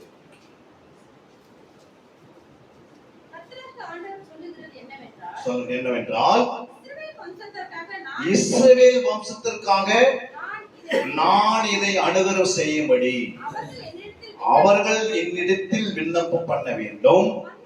மந்தை பெருகிறது போல அவர்களின் மனிதரை பெருக பண்ணுவேன். அல்லேலூயா. கர்த்தராகிய ஆண்டவர் நமக்கு சொல்கிறார் இன்னைக்கு. அது என்ன சொல்றாரு என்றால், இஸ்ரவேல் என்றது நம்மை தான் குறிக்குது. அல்லேலூயா. இஸ்ரவேல் இன்னும் ரட்சிக்கப்படல. அது ஒரு காலம் வந்து வாங்க ரட்சிக்கப்படுவாங்க. ஆனா இஸ்ரவேல் நம்ம மாறிட்டு இருப்போம். நம்ம தான் இஸ்ரவேலர்கள், நம்ம தான் யூதர்கள், நம்ம தான் ஆண்டோட பிள்ளைகள், நம்ம தான் அவர் நம்மோட உடன்படிக்கை பண்ணியிருக்கார், நம்ம தான் அவருடைய சந்ததி. அல்லேலூயா. அவர் என்ன சொல்றாருன்னா, நான் இதை அனுகிரகம் செய்ய போகிறேன். புரியுங்களா? எப்படி சபையில எப்படி மந்தை பெருகிறது போல நான் மனிதர் என்ன பண்ணுவேன், வெகு வேகமா பெருகு பண்ணுவேன். புரியுங்களா? சும்மா ஓடி வந்து சபையில நிக்கிற ஆட்கள்லாம் பாப்பீங்க. வித்தியாசமான ஆட்கள்லாம் கத்துற அபிஷேகம் இல்லாம, புரியுங்களா, பேதுருக்குள்ள 1ஆம் கிளாஸ் கூட படிக்கல. ஆனா அபிஷேகம் இறங்கின பிறகு, புரியுங்களா, அந்த 100க்கு அதிபதி எவ்வளவு பெரிய மனுஷன், புரியுங்களா, ஆண்டவரு பேதுரு போய் என்ன பண்ணுங்க, கொண்டு வாங்க. 100க்கு அதிபதி கிட்ட பேசுறாரு, என் பேதுரு. அப்ப பேதுரு அவர் எத்தனை முறை கேள்விப்பட்டிருப்பார், பேதுரு யாரு, அவர் மீன் பிடிக்கிறவரு, சாதாரண ஆளு அப்படின்னு நினைச்சிருப்பார். ஆனா அபிஷேகம் இறங்கின பிறகு, பேதுரு பேசுன பிறகுதான் புறஜாதிகள் மேல அபிஷேகம் இறங்கினது. அல்லேலூயா. 1ஆம் கிளாஸ் கூட படிக்கல. ஆனா பேதுரு பேசுற பிறகுதான் 3ஆம் ரட்சிக்கப்படுது. அல்லேலூயா. நம்ம நினைச்சிருப்போம், ஐயோ நிறைய படிக்கலையே அப்படின்னு. இந்த உலகத்துல 6400 பாசம் இருக்குது. அந்த 6400 பாசம் யார் உண்டாக்குறது? இயேசுதான் உண்டாக்குறாரு. அவர் தான் சொன்னாரு, உலகம் எங்க போய் என்ன செய்யுங்க, சுவிசேஷம் சொல்லுங்க. அன்னைக்கு அவர் சொல்ற, நீங்க ஒரு ரோடு இல்ல, ஒரு கார் இல்ல, ஒரு பிளைட் இல்ல, ஒரு ட்ரெயின் இல்ல, கப்பல் இல்ல, எதுக்காக ஓடுது? அவர் சொன்ன பிறகுதான் அவரே ஆயத்தப்படுத்தி கொடுத்திருக்கிறார் உலகத்துல. அந்த கார்ல நம்ம போகணும், பிளைட்ல நம்ம போகணும், ஹெலிகாப்டர்ல நம்ம போகணும், அப்புறம் கப்பல்ல நம்ம போகணும், ஆண்டுகள்லாம் உருவாக்கி வச்சாரு. புரியுங்களா? அது போன நாட்கள் வரும். அபிஷேகம் வந்திருக்கு. நீ கப்பல்ல போனா கப்பலுக்கெல்லாம் மறந்துருப்போம். பிளைன்ல போனா பிளைன்ல எழுப்பி சோதனை பண்ண ஆரம்பிச்சிருவாங்க எல்லாம். நீங்க உள்ள போகும்போது அவங்க சோதனை பண்ணுவாங்க. ஏன்னா அபிஷேகம் வேலை செய்யும். அபிஷேக நுகங்களை முடிச்சிடும். இல்லையா? அபிஷேகம் வல்லமை நம்ம மேல இருக்கும்போது நாங்க பிளைட் டிக்கெட் எடுக்க, நீங்க சும்மா இருங்க அப்படின்வாங்க. இல்லையா? நீங்க போய் டிக்கெட்டுக்காக டைப் பண்ணும் போதே சொல்லுவாங்க, நாங்க பாத்துக்கிறேன், நீங்க உள்ள உட்காருங்க. அந்த மாதிரி சுவிசேஷன் ஆண்டவர் நிச்சயமா பண்ணுவார். புரியுங்களா? வெளியே போய் சுவிசேஷம் அறிவிக்கிறார். புரியுங்களா? அவர் பிளைட் பண்ணி வேற இடத்துக்கு வரல. ஆவியானவரே அவர் என்ன பண்ணாரு, கொண்டு வந்து வேற இடத்துல நிறுத்திட்டு போயிட்டாரு. அல்லேலூயா. அந்த மாதிரி ஒரு காலகட்டம் இந்த அபிஷேகம் இறங்கின பிறகு, அது பிறகு நம்ம ஒருத்தருக்கு ஞானஸ்தானம் கொடுத்துட்ட பிறகு, ஒரு சுவிசேஷ ஞானஸ்தானம் கொடுத்துட்ட பிறகு அவங்களுக்கு அது வீட்டு பேருக்கு விட்டு, அப்புறம் அவங்க போய் சாப்பிட்டுட்டு அவங்கள வர வேண்டிய அவசியமே கிடையாது. அப்படியே ஆவியான தூக்கிட்டு இன்னொருத்துக்கு போயிடுவார். தேவனால் கூடாத ஒரு காரியம் ஒன்றவே இல்லை. அது ஒன்னே ஒன்று நம்ம செய்ய வேண்டியது என்ன, உட்கார வேண்டியது அவசியம், தேவ பாதத்தை பிடிக்க வேண்டியது அவசியம், ஜெபிக்க வேண்டியது அவசியம். புரியுங்களா? வேதத்தை முழுமையா அரைச்சி நம்ம குடிக்கிற அளவுக்கு உட்காந்துக்கணும். வேதத்துல இருக்கிற காரியங்கள் உலகத்தை எங்குமே கிடையாது. அவ்வளவு ஆசீர்வாதமான வார்த்தைகள், வசனங்கள், சத்தியங்கள், வெளிப்பாடுகள், ரகசியமான காரியங்கள் எல்லாமே வேதத்துக்குள்ளதான் நிறைவேறுகிறது. நம்முடைய ஓட்டங்கள் எல்லாம் வேதத்துல தான் இருக்கு. இல்லையா? நம்முடைய முடிவு வேதத்துல தான் இருக்கு. நம்முடைய ஆயுஷ் நாட்கள் வேதத்துல தான் உட்கார்ந்து இருக்கு. வேற யார்கிட்ட போய் ஹாஸ்பிட்டல்ல போய் எனக்கு ஆயுஷம் கூட்டணும் கூட கூட்ட முடியாது. வசனம் என்ன சொல்றது அதுபடி நமக்கு நடக்கும். அல்லேலூயா. வசனத்தை நம்ம கடைசி நாட்கள் அறிவதற்கு நமக்கு டைம் கிடைக்கும். ஜபத்துல உட்கார்ந்தா நம்ம வெறும் ஜபம் மட்டும் இல்ல, தெய்வ பாதத்தில் நம்மளை சுத்திகரிக்கிறோம், நம்மளை பரிசுத்தப்படுத்திக் கொள்கிறோம், நம்ம இருதயத்தை பண்படுத்துறோம், நம்ம இருதயத்துல வசனத்தை நிரப்புறோம். தேவ ஆவியன் நம்மோடு பேசுகிறாரு, ஆண்டவர் நம்மோடு பேசுகிறாரு, தூதர் இறங்கி நமக்கு சப்போர்ட் பண்ணுவாங்க, எல்லா காரியம் நிறைவேறும். உட்கார எதுவும் நடக்குவாங்க. அல்லேலூயா. அதனால நம்ம 10 நிமிஷம் 20 நிமிஷம் ஜபம்லாம் விட்டுட்டு பெரிய பெரிய ஜபங்களை நம்ம தேவ சமுதிரம் உட்காரத்துக்கு நம்ம ஆயத்தப்படுத்தினாதான் நினைப்பதற்கு வேண்டுவதற்கு கத்த பெரிய பெரிய காரியத்தை செய்ய போகிறார். மந்தைகள் பெருகிறது போல என்ன பண்ணுவார், மனிதர்களை சபைக்குள்ள கொண்டு வந்துருவார். அவ்வளவு வேகமா கொண்டு வருவார். புரியுங்களா? அதுக்கு பிறகு நம்முடைய வாழ்க்கையில இப்படியும் ஆண்டவர் ஊழியர் செய்வாரா? இப்போ செய்து கொண்டிருக்கிறார் பல இடத்துல ஆவியானவர். அது ஒரு நிறைவு இல்லை. இல்லையா? நமக்கு கண்ணால பாக்குற 1-2 ஊழியக்காரர் தான் பிளைட்ல போறாங்க வராங்க. எப்ப பார்த்தா நம்ம போயிட்டு சாதாரண கார் மாதிரி இருக்கு. நமக்கு கார் எடுத்தா சைக்கிள் மாதிரி தெரியுது. இல்லையா? சைக்கிள் விட்டுட்டு காருக்கு போனா ஐயோ நம்ம கார் வாங்கிட்டோம் அது மேலேயே சந்தோஷப்படுத்துறோம். சில ஊழியர்களை கத்த பயன்படுத்துறார், இன்னைக்கு பயன்படுத்துறார். பல இடங்கள் அவங்க என்ன பண்ண முடியல, உட்கார முடியல. பல நாடுகள் அடைக்கிறார், பல லட்சங்களை கொடுக்குறாங்க கையில. ஏன்னா அவங்க அந்த அபிஷேகம் இருக்குது, 1-2 இருக்குது, சந்ததி சந்ததியாக ஆண்டு கொடுத்து வராரு அபிஷேகம். அந்த அபிஷேகத்தை நம்ம நிக்கிறோம் இல்லை. ஆனா நமக்குன்னு ஒரு அபிஷேகம் இருக்குது. அந்த அபிஷேகம் வந்தாதான் புறஜாதிகள் முழுமையா ரட்சிக்கப்படும். அல்லேலூயா. பாகிஸ்தான்ல போய் நீ ஊழியர் செய்யறதுக்கு இப்ப நம்ம பாகிஸ்தான் அனுப்பினா யாரும் ஊழியர் போக முடியாது. புரியுங்களா? அதே நம்ம அமெரிக்காவுக்கு சொன்னா போயிடுவோம். ஏன்னா அமெரிக்கால என்ன இல்லை, எந்த இக்கட்டே கிடையாது. அல்லேலூயா. அதே நம்ம ஆப்கானிஸ்தானுக்கு அனுப்பும் பாருங்க, ஆண்டவருக்கு நைட்டு வந்து ஆண்டவர் நமக்கு சொப்பனத்துல இந்த டைரக்ட் ஆண்டு நீ வந்து ஆப்கானிஸ்தான் போனோம்னா நம்ம யாரும் என்ன பண்ண ஒரு கோடி கொடுத்தாரு நம்ம போக மாட்டாங்க. ஆனா அபிஷேகம் வந்துச்சுன்னா ஆப்கானிஸ்தான் என்ன நம்ம பாகிஸ்தானே உட்காந்து நடுவில் தீவிரவாதி பதில் மொழி செய்யும். 12 சீசன்ல ஒரு தீவிரவாதி இருக்கிறார், அது யார் நீங்களே கண்டுபிடிக்கும். அல்லையா, தீவிரவாதிகள் இயேசு சொன்னார்னா அவர் அபிஷேகம் பெற்று தான் சொன்னார். அது மாதிரி கர்த்தர் நம்மை கொண்டு தீவிரவாதிகளை மனதில் கொண்டு வரும். ஏன்னா அவங்க வந்து மனிதர்கள் தான், இன்னும் அவங்களை நியாயம் தீர்க்கல. விசுவாசம் மட்டும் தான் நியாயம் தீர்த்தார். இது எல்லா மனுஷர்கள் எப்படியாப்பட்ட மனுஷன் இருந்தாலும் எப்படியாப்பட்ட அக்கிரமக்காரங்கள் இருந்தாலும் ஆண்டவரே சொல்ற அக்கிரமங்களுக்காக நான் வேண்டிக் கொண்டே. அப்ப அக்கிரமக்காரங்க வேண்டிக் கொண்டதான் நம்மளா ரட்சிக்கப்பட்டு உட்காந்துக்கிறோம். அல்லையா, மோசமான இருக்கிற அக்கிரமக்காரங்க நம்ம வேண்டிக் கொள்ள போறோம், அவங்களா ரட்சிக்கப்பட்டு சபையில சேர்க்கப்பட போறாங்க.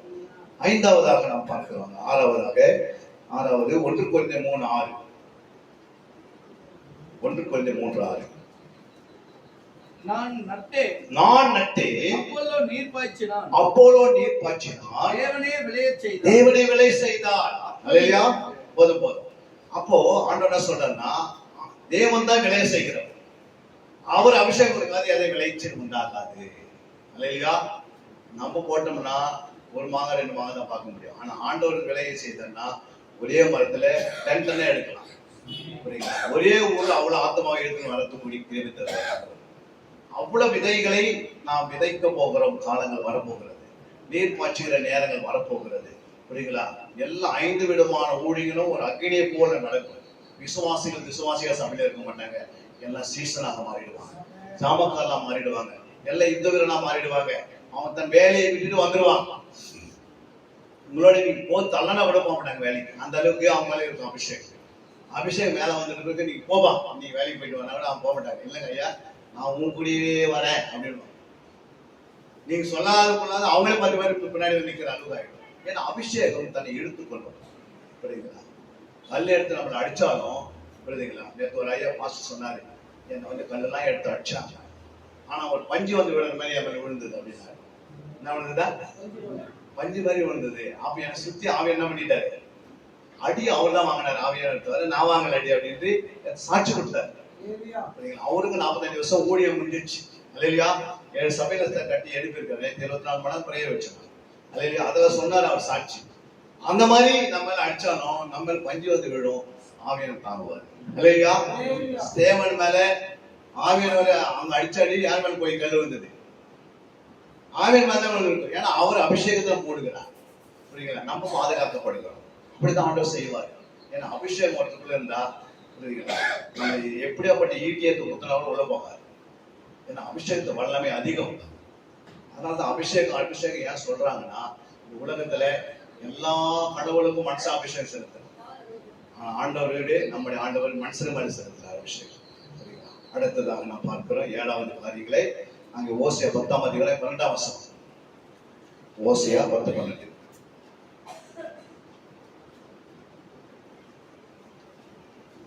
ஓசியா 10:12 வாசிக்கலாமா?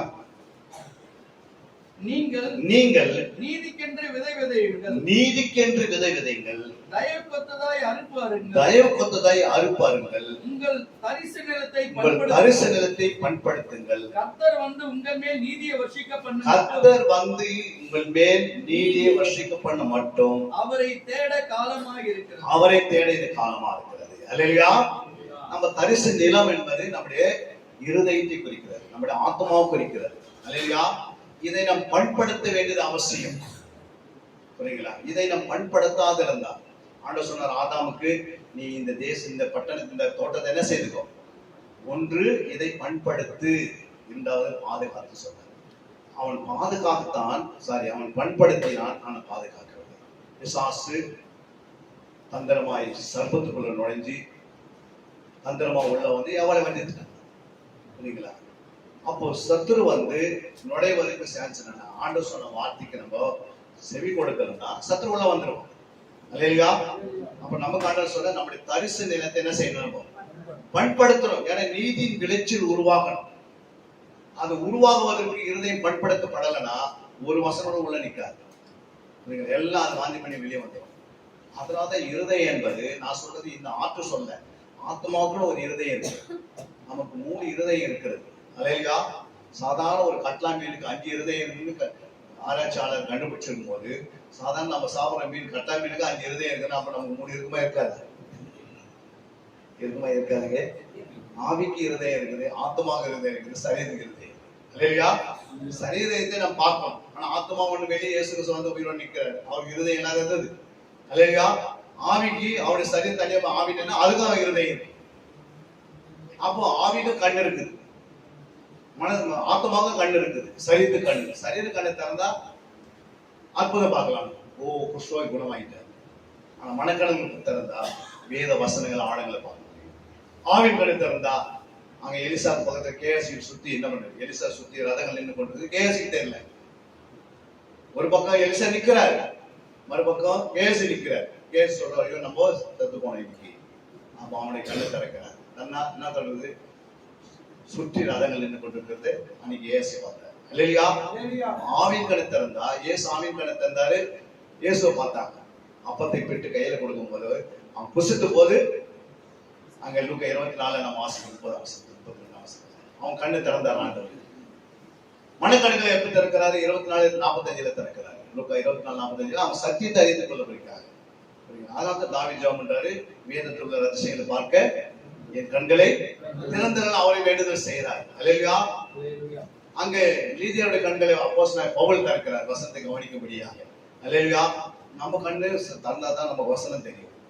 நம்ம மனக்கண்கள் திறக்கப்படல, அது வெளிச்சம் கொடுக்கல, அது ஒளி தரல, அது பிரகாசிக்கலன்னா அது அப்போஸ்தலன் பவுல் எபேசியருக்கு எழுதும் போது என் கண்களை பிரகாசம் பண்ணும்படி வேண்டுதல் செய்கிறேன்.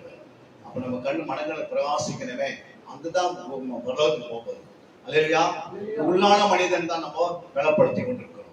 இந்த உள்ளான மனிதனுக்கு தான் மனக்கண்கள் பிரகாசமாகும். அப்ப நம்ம பண்படுத்தாம எதை முடியாது. அல்லேலூயா. 8வதாக நாம் வாசிக்கும் போது யோவான் 16:23 சொல்றாரு. யோவான் 16:23 இயேசு அவனுக்கு பிரதியுத்தரமாக ஒருவன் என்னில் அன்பாய் இருந்தால், அந்த வசனம் அது, அந்த நாளிலே நீங்கள் என்னிடத்து ஒன்று கேட்க மாட்டீர்கள், மெய்யாகவே மெய்யாகவே நான் உங்களுக்கு சொல்லுகிறேன், நீங்கள் என் நாமத்தினாலே பிதாவினிடத்தில் கேட்டுக்கொள்வது எதுவோ அதை அவர் உங்களுக்கு தருவார். அல்லேலூயா. எந்த நாளிலே? அந்த நாளில் பரிசுத்தாவினுடைய அபிஷேகம் இறங்கிச்சுன்னா நம்ம இயேசுவே எனக்கு அது கொடு இது கொடுன்னு கேட்கவே மாட்டோம். ஏன்னா பிதா தானே கொடுக்க ஆரம்பிச்சார். அல்லேலூயா. அப்ப எந்த நாளிலே அந்த அபிஷேகம் அவங்களே இறங்கினது போல நம்மளே இறங்கின பிறகு நம்ம ஆண்டுகிட்ட போய் இது அது கொண்டு இயேசு என்ன பண்ணிட்டோம்? கேட்க மாட்டோம். இயேசு சொல்றாரு நான் எது வரைக்கும் உங்களோட இருப்பேன்றாரு. இப்ப நம்ம இயேசு தேடி தேடி ஓடுறோம். ஒரு நாள் வரும்போது டைரக்டா ஆவியானவர் 3 பேர் பார்க்க வைப்பாரு. அல்லேலூயா. அந்த மாதிரி ஒரு வெளிச்சம் நமக்குள்ள உருவாயிடும். அதனால தான் ஆண்டவர் சொல்றாரு அந்த நாளுக்காக காத்திருங்க. எப்படி காத்திருந்தாங்க நம்ம பார்த்து நம்ம அடுத்த வருஷத்தை வாசிக்க மாட்டாங்க. 1 யோவான் 5:14 வாசிங்க. 1 யோவான் 5:14 நாம் எதையாகிலும் அவருடைய சித்தத்தின்படி கேட்டால் அவர் நமக்கு செவி கொடுக்கிறார் என்பதே அவரை பற்றி நாம் கொண்டிருக்கிற தைரியம் உண்டாயிட்டு. நம்ம எதையாகிலும் அவருடைய சித்தத்தின்படி கேட்டால் அவர் நமக்கு என்ன பண்றாரு? செவி கொடுக்கிறார் என்பதே அவரை பற்றி நாம் கொண்டிருக்கிற தைரியம் உண்டாயிடுது. அல்லேலூயா. நீங்க எதை கேட்டாலும் அந்த தைரியம் நமக்கு உண்டாயிடுது. அவர் செய்வாரு. நம்ம யார்கிட்டயும் என்ன பண்ண தேவை, போய் நிக்க வேண்டிய அவசியமே கிடையாது. அந்த தைரியம் இப்ப இல்ல. இப்ப நம்ம ஒரு முறை போன் அடிச்சுட்டு 10 மணி நேரம் பண்றோம். எப்போ வரட்டும்னு கேட்கிறோம். அவர் சொன்னார் கரெக்டா 8 மணிக்கு வந்துருக்கு. 8 மணிக்கு அங்க போனா கொஞ்ச நேரம் இருக்கு, நான் என்ன பண்றேன், ஒரு இடத்துக்கு போய்க்கிறேன். 2 மணிக்கு வாங்கணும், அது வரைக்கும் உட்காந்துருக்கேன். அப்புறம் 2 மணிக்கு வந்திருக்காரு சொல்றாரு, இப்பதான் அவர் கொடுத்து வந்தாரு, ஆனா என்ன பண்ணல, அடுத்த மாசம் கொடுக்குன்னு சொல்லிட்டாரு. அதனால என்ன பண்ணுங்க, அப்ப 1 மாசம் தள்ளி போயிடும். ஆனா ஒரு நாள் வரும், நம்ம எதை கேட்டு நினைக்கிறோமோ அப்போ நமக்கு ஒரு தைரியம் வந்துடும். கரெக்டா இந்த டேட் இந்த டைம் என்ன பண்ணுவாரு, அதை கரெக்டா முடிப்பாரு. அதாவது காலத்துல அல்லேலூயா. நீங்க கோடு போட்டு அவர் ரோடு போட்டு முடிச்சுடுவார். அப்படிதான் ஆண்டவர் செய்வார். நினைப்பதற்கு வேண்டும் அதிகமா ஆண்டவரே செய்ய ஆரம்பிச்சிருவார். அடுத்த ஒரு வசனத்தை நம்ம வாசிக்கலாம். அதுலயே நம்ம பார்க்கும்போது அங்க சொல்லப்பட்டிருக்கிறது 21-22 வாசி. மத்திய 21-22. மேலும் நீங்கள் விசுவாசம் உள்ளவர்களாய் ஜெபத்திலே எவைகளை கேட்பீர்களோ அவைகள் எல்லாம் பெறுவீர்கள். அல்லேலூயா. இப்ப நம்ம கேட்டது ஒரு நாள் இங்க கேட்கிறோம், எத்தனையோ வருஷங்கள் அது வரதுக்கு ஜபம். புரியுங்களா? சில நேரத்துல ஜபம் பண்ணி நம்ம சோர்ந்து போயிடும். புரியுங்களா? என்ன அது இவ்வளவு நாள் ஆச்சு கேட்டு என்ன பண்ணல, பதில் வரலையா? ஆனா ஆண்டவர் சொல்றாரு, அந்த நாட்களிலே நீங்க ஜபம் பண்ணி முடிக்கிறதுக்கு முன்னாடியே வந்து என்ன பண்ணணும், காலையில் ஜபம் பண்ணி முடிக்கிறதுக்கு முன்னாடியே என்ன வந்துருச்சு, ஆர்டர் வந்துச்சு பரலோகத்துல இருந்து. அல்லேலூயா. ஜபத்தை ஆரம்பிக்கும் போது தேவைகள் வந்து வீணா நிற்கும். அந்த மாதிரி வேகமா நடக்க ஆரம்பிக்கும். புரியுதுங்களா? இன்னைக்கு நான் பாக்குறேன், புக் பண்றோம் பிரியாணிக்காக, ஏதாவது ஒண்ணு புக் பண்ண என்ன பண்ணுது, டக்குனு வீடான நிற்குது. புரியுங்களா? ஆனா அன்னைக்கு ஒரு நாள் வரும்போது சபை பரிசுத்தாவியுடைய அபிஷேகம் இறங்கின பிறகு நாம கேட்கறதுக்கு முன்னாடி, நம்ம நினைக்கிறதுக்கு முன்னாடி, நம்ம யோசிக்கிறதுக்கு முன்னாடி நம்ம மனசுல அப்படி தோணும் போதே வந்து நிற்கும். அவன் எவ்வளவு சந்தோஷப்படுவோம், ஆண்டவர் நம்மோடு எவ்வளவு நெருக்கமா இருக்கிறார். அல்லேலூயா. இப்ப நெருக்கமா தான் இருக்கிறாரு. சில நேரத்துல நம்ம கண்கள் மறைக்கப்பட்டிருக்கு, சில நேரத்துல நம்ம ஜபம் குறைவாயிருக்கு, சில நேரத்துல சோர்ந்து போயிடுறோம், சில நேரத்துல ஏன் தான் ஊழியம் செய்யுது, இந்த வேலைக்கு ஏன் வந்தாலும் கூட யோசிக்கிறோம். நம்ம சொன்ன உடனே நம்ம பிள்ளைகளே சொல்லிடுது, என்னன்னு தேவையில்லாத நீங்க மாட்டிக்கிறீங்க, என்னை மாட்டிக்கலான்னு நினைக்கிறீங்களா அப்படின்றாங்க. அல்லேலூயா. ஏன்னா ஏன் அப்படின்னா நம்ம நிலைமை அவன் பாக்குறாங்க. புரியுதுங்களா? இவ்வளவு அப்பா கஷ்டப்படும் போது நான் இதுல போய் ஊர்னா எனக்கு எப்படி சொன்னா, புரியுங்களா? எங்க ஊழி எங்கோ ஒரு இடத்துல நடக்குது, அவனை நடத்துறாரு, அவங்க பாரம்பரியம் போய் சேர்க்கிறாரு, அது மாதிரி அப்படிலாம் சொல்ற பிள்ளைங்களா இருக்கு. அல்லேலூயா. ஆனா அபிஷேகம் பிள்ளைங்க என்ன பண்ணாது, இப்படி சொல்லவே சொல்லாது. புரியுங்களா? நான் வந்தப்பா ஊழியத்துக்கு அப்படின்னு அவன் சொல்லுவோம். ஏன்னா உணர்வுலையும் வரதுக்கு முன்னாடி நம்மளையும் முந்திக் கொள்ளும். ஏன்னா அபிஷேகம் இறங்கும் போது செய்யும். அதான் நீங்க எதை கேட்கிறீங்களோ அது தாமதமாக உடனே ஆண்டவர் என்ன பண்ணுவாரு. இன்னொரு வருஷம் கூட நீங்க வாசிங்க, யோவான் 16:26 16:26 சொல்லப்பட்டிருக்கு, அந்த நாளிலே நீங்கள் என் நாமத்தினாலே வேண்டிக் கொள்வீர்கள், உங்களுக்காக பிதாவை நான் என்ன பண்ணுவேன், கேட்டுக்கொள்வேன் என்று உங்களுக்கு சொல்ல வேண்டியது இல்லை. அல்லேலூயா. நமக்கு சொல்ல வேண்டிய அவசியமே கிடையாது. அந்த மாதிரி ஆண்டவர் என்ன செய்வாரு, எல்லா நன்மைகளும் வந்து சேர்த்தோம். அபிஷேகத்துக்காக நமக்கு ஆண்டவர் நல்ல ஒரு தருணத்தை கொடுத்திருக்கிறார், ஒரு நேரத்தை கொடுத்திருக்கிறார், ஒரு ஜப நேரத்தை நம்ம பயன்படுத்தணும். புரியுங்களா? இந்த 1 வருஷம் முடியறதுக்கு முன்னாடி நம்ம என்ன செய்யணும், ஒரு ஜபத்தை அவங்க சபைகளை, உங்களுடைய சபைகளை என்ன செய்யணும், போட்டு அதை ஆயத்தப்படுத்திக் கொள்ள வேண்டும். அல்லேலூயா. ஆண்டவருடைய பாதத்துல நம்ம உட்கார வேண்டும், நம்ம அந்த டைம் எடுக்க வேண்டும், எங்கேயும் போக தேவையில்லை. புரியுங்களா? ஒரு வேளை நீங்க புசித்து கூட நீங்க 2 வேளை புசிக்காம உபவாசம் இருக்கலாம், இல்ல 2 வேளை புசித்துட்டு 1 வேளை உபவாசத்தை கூட ஜெபிக்கலாம், இல்ல 3 வேளை புசிக்காம கூட ஜெபம் பண்ணலாம். அல்லேலூயா. நம்ம உட்காராம இந்த 2024ல ஒரு வெற்றியை காண முடியாது. புரியுங்களா? நம்ம நாள் அவ்வளவு வேகமா போகுது. அதாவது ஆண்டவர் சொல்றாரு, ஒரு டைம் வரும், அப்போது உங்களுக்கு சொல்ல வேண்டியதே இல்லை. அல்லேலூயா. அந்த அளவுக்கு ஆண்டவர் என்ன பண்ணுவாரு, நீங்க கேட்கறதுக்கு முன்னாடி அந்த காரியங்கள் உங்களை தேடி வரும். மனசு வந்து துக்கப்படவே படாது. அவ்வளவு வேகமா நம்ம வளர ஆரம்பிச்சிடும். கவலை தானா என்ன பண்ண நம்ம விட்டு வெளியே வரும். கவலை நம்ம சேர்த்து வச்சோட சேர முடியாது. இப்ப நம்ம கவலை எவ்வளவு இருக்குன்னு கேட்டா லிஸ்ட் போட சொன்னா அவ்வளவு பெரிய லிஸ்ட் போடுவோம். ஏன்னா அது கவலையினாலே நிரம்பி இருக்கு. அல்லேலூயா. அன்னைக்கு கவலை என்ன பண்ணும், உள்ள வானவன வராது. அந்த அளவுக்கு வேகமா ஆண்டவர் என்ன பண்ணுவாரு, செயல்படுத்துவார். அல்லேலூயா. அடுத்ததாக நாம் 9வது ஒரு காரியத்தை பார்க்கிறோம். ஓசியா 6:3 வாசிக்கலாம். ஓசியா 6:3 வாசிக்கலாம். அப்பொழுது நாம் அறிவடைந்து கர்த்தரை அறியும்படி தொடர்ந்து போவோம், அவருடைய புறப்படுதல் அருணோதயம் போல ஆயத்தமாய் இருக்கிறது. அல்லேலூயா. அப்போது நாம் அறிவடைந்து கர்த்தரை அறியும்படி தொடர்ந்து போவோம், அவருடைய புறப்படுதல் அருணோதயம் போல ஆயத்தமா இருக்கிறது. அவர் மழையை போலவும் பூமியில் பெய்யும் முன்மாறி பின்மாறி போலவும் நம்மிடத்தில் தானவே வருவார். அல்லேலூயா. அப்போ நமக்கு ஒரு அறிவு வந்திருக்கு. அப்போ கர்த்தரை அறிவுபடி தொடர்ந்து போய்கிட்டே இருக்கும். இப்ப நம்ம பைபிள் படிக்கிறதுக்கு ரொம்ப கஷ்டமா இருக்கும். சில நேரத்துல எடுத்து வச்சா தூக்கம் வருது, சில நேரத்துல எடுத்து வச்சா அது என்னன்னு புரிய மாட்டேங்குது. சில நேரத்துல யாரை பத்தி பேசுறாரு என்ன பண்ண மாட்டேங்குது, அறிவு வரமாட்டேன். வேத அறிவு இல்லாத அவங்க என்ன பண்ணாங்க, என்ன அறிகிற அறிவு அவங்ககிட்ட எல்லாரும் மிருக குணமா மாறிட்டாங்க. தேவன் ஒருத்தர் அறியலைன்னா ஏதாவது தேவையில்லாத எண்ணங்களாம் வந்து, அதான் சொல்ல என்னை அறிகிற அறிவு அவங்க வராத சிறைப்பட்டு போயிட்டாங்க. சிலவங்க சங்காரம் ஆயிட்டாங்க, அவர் அறியாத முடியாது. ஆனா வேதத்துக்குள்ள ஒவ்வொரு ஊழியர்களை பார்த்தீங்கன்னா ஆண்டவர் முழுமையா அறிஞ்சு வச்சிருக்காங்க.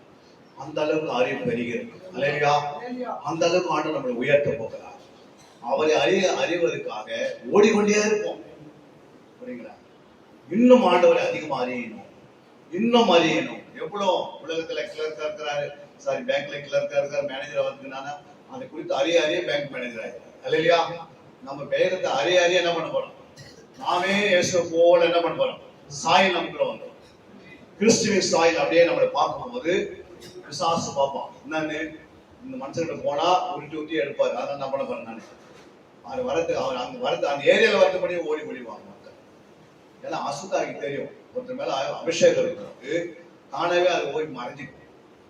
அது நடந்த நான் பார்த்தேன். எங்க மேல அந்த அபிஷேகம் இருந்ததுனால என் கூட வேலை செய்கிறது என்ன பண்ணாரு தந்தையில, ஐயா நீங்க வந்து எங்க வீட்டுல ஜோம் பண்ணுங்கன்னா அவ்வளவுதான். நான் என்ன பண்ணிட்டேன், நாங்க 2 பேரும் புறப்பட்டு போய் வாசல் நிக்கிறோம். அந்த அம்மா வீட்டுக்குள்ளே வர உடனே இல்லை, நீங்க வீட்டுல வராதீங்க ஐயா, நாளைக்கு வாங்க, இன்னைக்கு நீங்க வராதேன்னா இல்லை, நான் இவ்வளவு தோல் வந்துட்டு போட்டு ஒரு அடி வச்சுதான் போறேன், தண்ணி தான் குடிச்சுட்டு போனேன்ல, என் ஐயா கூப்பிட்டாரு. இல்ல இன்னைக்கு வரவே தேவை அப்படின்னா. அப்ப என் ஆண்ட உணர்த்தினாரு, இந்த அம்மாக்குள்ள ஒரு ஆவி இருக்குது, அதை ஓடிட்டே நீ போனேன்ட்டு பாருங்க. உள்ள போய் நின்று ஒரு சின்ன ஜாமத்தை பண்ணிட்டு போறேன்னு சொன்னாங்க. இயேசு நாமத்தினால் அப்படி சொன்ன ஸ்டார்ட் பண்ண ஜெபத்தை. அல்லேலூயா. அதுக்கு முன்னாடி அந்த அம்மா தொப்புன்னு ஊதி கிடக்கு. அது பிறகு அந்த ஐயா என்ன பண்ணாரு, எங்க வேலை ஸ்தானத்துக்கு போய் அவர் எல்லா டிபார்ட்மெண்ட்லயும் சொல்லிட்டாரு, இந்த ஐயா வந்து ஜாம் பண்ணி எங்க அம்மா எங்க ஒய்ஃப் உரு கிடைக்கிறாங்க வீட்டுல அப்படின்னு. அப்படின்னா அர்த்தம், ஒரு சாட்சிக்காக தான் ஆண்டவர் என்ன பண்ணாரு. அதுக்கு பிறகு ஆண்டவர் அப்படிதான் நம்ம அபிஷேகம் நிரம்ப ஆட்டோமேட்டிக்கா நம்ம அசுத்தாரி தானே ஓட ஆரம்பிச்சு. நீங்க சொல்றதுக்கு முன்னாடியே அது நான் போயிடுறேன் கேட்கும். ஆண்டவர் மேல அபிஷேகம் இருந்தது புரியுங்களா? போய் நிக்கிறதுக்கு முன்னாடி அது பிசாசு பேசுது புரியுங்களா? தேவன் பிசாசு பேசுது. அது ஜாம் பண்ணி ஆண்டவரே என்ன பண்ணுங்க, பண்ணி கொடுத்து அமைச்சிருக்கோ, என்னை வேதனைப்படுத்தாது. ஆனா அங்க ஒரு மனுஷன் வேதனைப்படுறான்னா அது தெரியல, ஆனா அது வேதனை எனக்கு தெரிஞ்சது. அல்லையா? அந்த மாதிரி காலங்கள் அபிஷேகம் நிரம்பும் போது கர்த்தர் நிச்சயமா நம்முடைய சபைகளை ஆயிரங்களாக லட்சங்களாக உருவாக்கக்கூடிய, இன்னைக்கு நம்முடைய இந்தியால 150 கோடி மக்கள் இருக்கிறாங்க, நிரம்பி கிடக்கிறது. வானத்தின் பூமி ஆண்டவர் 6 நாள் எல்லாத்தையும் நிரப்பினது போல அந்த அபிஷேகம் நிரம்பும் போது நம்ம சபைகள்லாம் நிரம்பி வருகிறோம். அல்லேலூயா. பெரிய பெரிய சபைகளை கட்டுவதற்கு ஆண்டவர் வழிவசை திறந்துருவாரு. அல்லேலூயா. ஆண்டவருடைய நாமம் மகிமைப்பட போகிறது. இப்படியும் ஒரு கடவுள் இந்த உலகத்துல இருக்கிறாரே. இன்னைக்கு நம்ம போய் கூப்பிட்டா கூட வர மாட்டேன்றாங்க. சந்தில போய் நின்னா கூட நம்ம துரத்துறாங்க. அன்னைக்கு சந்தில போய் நின்னா இழுத்துட்டு போய் நம்ம வீட்டுல உட்கார வச்சு அவங்க பாலத்தை கொடுக்குற அளவுக்கு மாறிடுவோம். அல்லேலூயா. 9வது நாம் வாசிக்கும் போது 10வதாக ஏசாயா 5:6.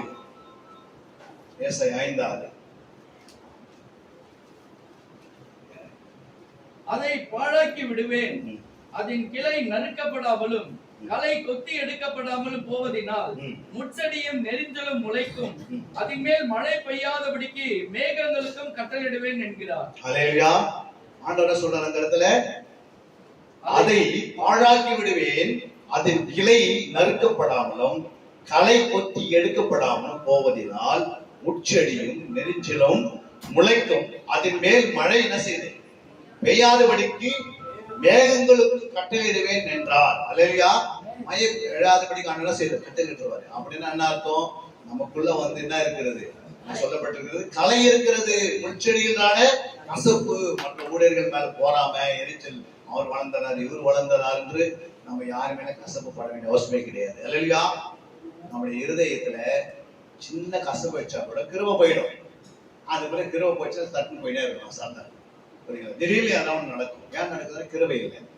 அப்போ நமக்குள்ள கசப்பு இருக்கக்கூடாது, யாருமே எந்த குறை இருக்கக்கூடாது, எந்த ஊழியர்களை நம்ம என்ன செய்யணும், அவமதிக்க கூடாது, எந்த ஊழியர்களுக்கு விரோதம் பேசக்கூடாது. இதெல்லாம் இருந்துச்சுன்னா அவங்களுக்குள்ள என்ன இருக்குது, முட்செடிகளாக கலைஞர் செடிகளாக அவர்களுக்குள்ள என்ன இருக்குது, அவதூறுகள் எல்லாம் இருக்கிறது. அப்போ நம்ம எவ்வளவு ஜெபம் பண்ணாலும் அவனை பதில் தர மாட்டாரு, அபிஷேகம் ஊற்றப்படாது, ஆண்டவர் தடுத்துருவார். அப்ப நம்மளை கரெக்ட் பண்ண என்ன செய்யணும், நம்ம கிட்ட இருக்கிற குறைகளை கர்த்தர் தெரிவிச்சிருக்கு. ஆண்டவர் உண்மை போல இருதை உருவாக்குங்க, உன்னை என்ன அழைச்ச எதுக்கு அழைச்ச, உண்மை போல உருவாக்குங்க. சும்மா ஊழியக்காரனை வச்சு ஊரெல்லாம் சுத்த வைக்காதீங்க. ஒரே வார்த்தை நான் சொல்றேன், ஆண்டவரே எனக்கு நான் உண்மை போல என்ன பண்ண, உங்களுடைய இருதயத்தை போல என்னை உருவாக்குங்க, உங்களுடைய கண்களே போல என்ன உருவாக்கு, உங்களுடைய கையை போல என்ன உருவாக்குன்னு நம்ம ஜபத்தை கேட்டோம்னா நிச்சயமா என்ன பண்ணுவார், அவருடைய கையை போல இருந்தா 4 பேருக்கு உதவியா இருக்கு. 4 பேர் கை வச்சுன்னா விடுதலை ஆயிடும். நம்ம கையை வச்சு என்ன பண்ண ஒரு பிரயோஜனம் கிடையாது. இல்லையா? அப்போ நம்ம கேட்காம ஆண்டு தரமாட்டார். நம்ம குறைகளை நம்ம ஆண்டுக்கு தெரிவிச்சிருக்கு. அது எப்படியாப்பட்ட குறை இருந்தாலும் குறை இல்லாத மனிதர்கள் யாருமே கிடையாது. இல்லையா? குறை எல்லார்கிட்டே இருக்கு. புரியுங்களா? ஆனா தேவனுடைய பாதத்தை போய் நம்ம தெரிவிக்கும் போதுதான் அடிமேல் அடைய சாமி என்ன பண்ணுது நகர்றது போல நம்ம ஆண்டவர்கிட்ட பேசிக்கினே இருந்தோம்னா என்கிட்ட இந்த குறையிறது எட்டாதான் நான் ஊழியத்துக்கு போகணும்னு சொல்லி நீங்க அடம்பிடிச்சு என்ன பண்றேன் யாக்கோபு அடம்பிடிக்கிறார் அதிகாலையில் என்ன பண்றாரு போராடுறாரு என் ஆசீர்வாதத்தோட வழிய விட மாட்டேன் அது மாதிரி நம்ம பிடிக்கணும் ஆண்டவர்கிட்ட அல்லையா ஜெபத்துல கேட்ட ஆண்டவர் இல்லைன்னு சொல்றதே கிடையாது அதனால்தான் ஆண்டோட பாதத்துல நம்ம நேரத்தை ஒதுக்கி நம்ம குறைகளை கர்த்தருக்கு தெரிவிச்சுனே இருக்கணும் அது என்ன குறை இருந்தாலும் புரியுங்களா அதே மனுஷனுக்கு நம்ம சொல்றதை காட்டிலையும் தேவனுக்கு டைரக்டா தெரிவிக்கணும் புரியுங்களா எந்த கஷ்டம் இருந்தாலும் ஃபர்ஸ்ட் நம்ம போன் பண்ணி எனக்காக ஜெபம் பண்ணு அப்படின்னு சொல்லவே கூடாது புரியுங்களா ஃபர்ஸ்ட் தேவ சமூகத்தை நீ உட்காந்து ஜெபம் பண்ணி புரியுங்களா நம்ம என்ன பண்றோம் ஊரெல்லாம் போன் பண்ணி என்ன பண்றோம் நம்முடைய பலவீனத்தை காட்டுறோம் எல்லாருக்கும் அவங்க என்ன பண்றாங்க ஓ இவருக்கு இந்த விலை வேணுமா இந்த விலை வேணும்னு அவர் 4 பேர் சொல்லிடுறாரு அப்புறம் அவங்க போன் பண்ணி நம்ம போன் பண்ணி அவங்க போன் பண்றாங்க இந்த மாதிரி உங்களுக்கு இந்த விலையில இருக்குது இதுதான் இல்லையா நம்ம ஏன் நம்ம விலை சொல்லணும் ஆண்டு வந்து எல்லாரையும் காட்டிலும் ஆண்டு சின்னதா இருந்தா நம்ம எங்க போவோம் மனுஷங்கிட்ட போயிடலாம் எல்லாத்தையும் அவர் பெரியவர் எல்லாத்தையும் தாங்குகிறது அவருக்கு பெரிய இருதயம் இருக்குது நம்ம சின்ன மரக்கா வச்சு நம்ம பூமி ஆழ்ந்தோம் அவருடைய மரக்கா எப்படி இருக்குது சந்திரமண்டலம் மாதிரி இருக்கு மரக்கா அலையா பூமி அவளை எண்ணி வச்சிருப்பாரு அவளுக்கு ஒரு மரக்கா வச்சு அவர் என்றார் நான் எண்ணி வச்சிருக்கிறேன் நம்முடைய முடிய என்ன வைக்க முடியுமா முடியாது அப்ப எவ்வளவு பேர் தேவன் அவரு புரியுங்களா முடிய வாரம் 30 நாள் நம்ம 5 வயசுல இருந்து 85 வரைக்கும் முடிய வாரம் ஆனா நமக்கு எத்தனை முடியுது நமக்கே தெரியல வாரது கூட நமக்கு தெரியாது எத்தனை பேர் வாரிக்கிறது ஆனா கர்த்தர் எண்ணி வச்சிருக்கிறார் அவருக்கு எல்லாமே தெரியும் அல்லையா நம்முடைய குறைகள் தெரியும் நம்முடைய நிறைவு தெரியும் நம்முடைய கஷ்டம் தெரியும் நம்முடைய துன்பம் தெரியும் நம்ம நடந்த இன்னைக்கு காலையில நேற்று வீட்டுல என்ன நடந்ததுன்னு யாருக்கு தெரியுது யாருக்கு தெரியும் ஆண்டவருக்கு தெரியும் மனைவி என்ன சொன்னாங்க கணவன் என்ன சொன்னாங்க பிள்ளைகள் நமக்கு எப்படி திட்டு இருக்கலாம் பேச இருக்கலாம் நம்ம என்ன சொன்னோம் எல்லாமே அவருக்கு தெரியும் ஆனா எல்லாத்தையும் கொண்டு போய் மூட்டை கட்டி எதுவுமே எங்க வைக்கணும் நடு ராத்திரில போய் முழங்கால் நின்று ஆண்டவர் என்ன பண்ணிடணும் அந்த மூட்டையை கையில் வச்சுட்டு வந்தோம் அல்லையா அவரே சொன்னார் வருத்தப்பட்டு பால் சுமக்கிறவரே அப்படி சொல்ற யாருமே இல்லை பிலிப்பியர் 4 சொல்றாரு உங்க கவலையெல்லாம் என்ன பண்ணிருங்க அப்படி யாராவது எந்த மேனேஜரை சொல்லிக்கிறாங்க அவங்க கவலை எடுத்து ஞாபகம் வச்சுட்டு போங்க நம்ம எத்தனோ ஊழியக்காரர்கள பாக்குறோம் பெரிய பெரிய ஊழியக்காரெல்லாம் பார்த்துருக்கிறோம் அவர் அழைச்சிருக்கிறோம் எப்பாவது அந்த ஊழியக்காரர் நம்மள சர்ச்சைக்கு வரும்போது சபை டெடிகேட் பண்ணும்போது நீங்க எல்லா கவலையும் கண்டு கொடுத்துருங்க நான் பாத்துக்கிறேன் சொல்லிக்கிறாரா அவர் வந்ததுனால 2 கவலை எக்ஸ்ட்ரா ஆயிருக்கு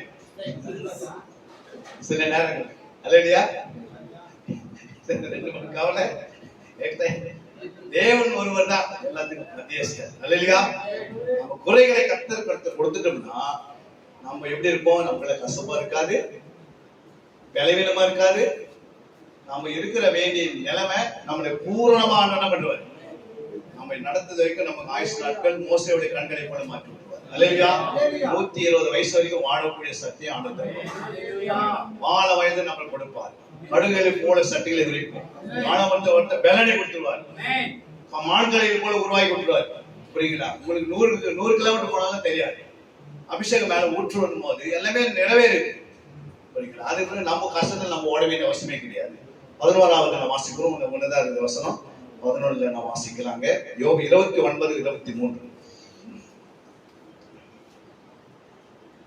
யோபு 21 காத்திருந்தது போல் எனக்கு காத்திருந்து பின்மாரிக்கு ஆசைவர்கள் போல் தங்கள் வாய் ஆவென்று திறந்தார்கள் பாருங்க மழைக்கு காத்திருந்தது போல் எனக்கு என்ன செய்யுங்க காத்திருந்து பின்மாரிக்கு ஆசை உள்ளவர்களை போல் தங்கள் வாயை ஆவென்று என்ன பண்ண திறந்திருந்தார்கள் அல்லையா பின்மாரி மழை பெய்ய அபிஷேகத்துக்கு என்ன பண்ணோம் ஏதாவது நம்ம கொடுக்கறான்னு நம்ம ஆண் வாயை திறந்துருக்கோம் அல்லையா கிறிஸ்துமஸ்க்கு 10 சப்பாரி தராங்க என்ன பண்றாங்க ஜனங்க ஐயா ஒரு சப்பாரி தராங்க 10க்கு போடுங்க அல்லையா அதுக்கு தரங்க அவசியம் இல்லை நம்ம அபிஷேகம் வருவதற்காக நம்ம வாய் என்ன பண்ணோம் ஆணி திறந்து வச்சுனா ஒரு நாள் ஆண்டு ஊற்றுவார் அல்லையா அவர் ஊற்ற வல்லவர் எதுக்காக காத்திருக்க போறோம் சொல்ல பாருங்க மழைக்கு காத்திருக்கிற போலே எனக்கு காத்திருந்து பின்மாரிக்கு ஆசை உள்ளவர்களை போல் தங்கள் வாயை ஆவென்று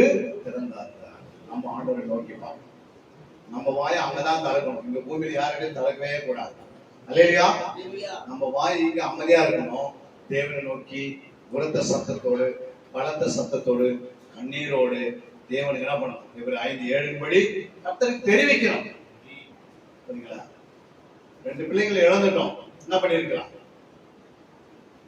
மனைவி வந்து ஃபேமிலி பிளானிங் பண்ணிட்டோம் 90லயே. என்ன பண்ணிருக்கலாம், உன்னை கல்யாணம் பண்ணி ஜாலியா இருந்திருக்கலாம். மிலிட்டரியில 6 பாட்டில் கொடுத்துருக்கிறாங்க குடிக்கிறதுக்கு.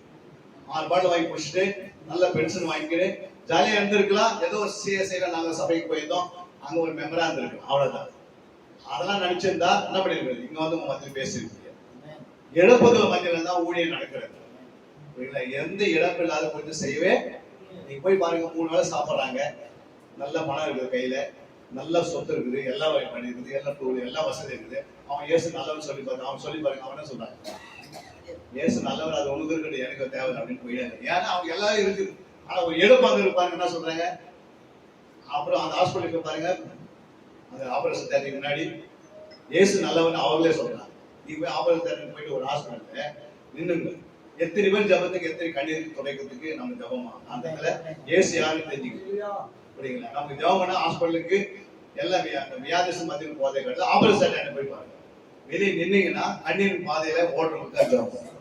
நாங்க அது மாதிரி ஒரு ஹாஸ்பிட்டல் போய் நின்னுங்கன்னு நைட் ஃபுல்லா ஜபம் பண்ணிட்டு இருக்கோம், ஒரு 15 நாள். அப்பதான் தெரிஞ்சது ஆபரேஷன் தேட்டர்ல எவ்வளவு கண்ணீர் விடுறாங்க, எது சொன்னாலும் ஏற்றுக்கிறாங்க. ஏன்னா அவனுக்கு அவன் புருஷன் தேவை, அவன் பிள்ளை தேவை. ஐயா எப்படியா காப்பாத்தினா போதுன்றாங்க. ஏசப்பாவே நாங்க ஏத்துக்கிறோம் அப்படின்றாங்க. அப்போ இழப்புகள் மத்தியில தான் கர்த்தரை தேடி வாங்க. புரியுங்களா? ஏதோ சொத்து சோகம் கொடுத்து ஆண்டவர் செய்யணும் ஆண்டு சொல்லல. இழந்து என்னுடைய மனைவி மென்டல் ஆகி வைத்தியராகி 60 கிலோ இருந்தவங்க 29 கிலோ வந்துட்டாங்க. 29 கிலோ எங்க மகளுடைய வெயிட் வந்துச்சு. இந்த நேரத்தில் எப்படி இருக்கும், டாக்டர் சொல்றாரு இறந்துருவாங்கன்னு சொல்லிட்டாங்க. நான் சொன்னேன் விசாமசி இருந்தாக என்னுடைய ஒய்ஃப் மறிக்க மாட்டாங்க. டாக்டரே சொல்லிட்டேன், அவர் உயிரோட இருக்கிறார், காப்பாற்றுவார். இன்னைக்கு மத்தியில நாங்க 2 பேரும் ஊழியம் செய்து கொண்டிருக்கிறோம். அல்லேலூயா. நாங்க இது வரைக்கும் எனக்கு ஒரு விசுவாசி கிடையாது. இது வரைக்கும் 23 வருஷம் சர்வீஸ் முடிஞ்சிச்சு. ஊழியத்துல 23 வருஷம் ஆயிடுச்சு. ஒரு விசுவாசி பக்கத்துல வச்சுக்கின்னு நீ அதை ஏற்றுமா இதை ஏற்றுமா ஓடி நாங்களும் ஓடுறோம். இருக்கிற பேலன் வரைக்கும் ஓட சொல்றாங்க. காலம் வரும்போது உனக்கு விசுவாசினா பெரிய பெரிய ஆலய நான் கொடுப்பான்னு ஊழியக்காரையும் பக்கத்துல வருவாங்க. அவனை வச்சு நீங்க ஊழியத்தை நடத்துவார்.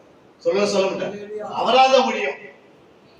அதனால நான் போய் ஐயா கிட்ட பேசி, ஐயா நீங்க 2 விசுவாசம் கொடுத்துருக்கேன், சரிங்களா? அடிக்கடிக்க வந்து போட்டோம், கொஞ்சம் கார் தொடிக்கிட்டோம், கொஞ்சம் அது தொடிக்கிட்டோம், கொஞ்சம் அது தொடிக்கிட்டோம், புரியுதுங்களா? என் கூட இருக்கட்டும் அப்படின்னு நான் கேட்டுருக்கேன். இல்ல இருக்கிற பலனோடு நீ போன்ற நம்மளால இருக்கிற அளவுக்கு 10 விசுவாசத்தை போதும். அது 10 கொண்டு போய் கரை சேர்க்கிற ஜீவனை நித்திய ஜீவன் பெறுவதற்கு நாம் உழைக்க போறோம். கடைசியாக நம்ம வாசிக்க போகிறோம் 12வது 1 யோவான் 2:1. 1 யோவான்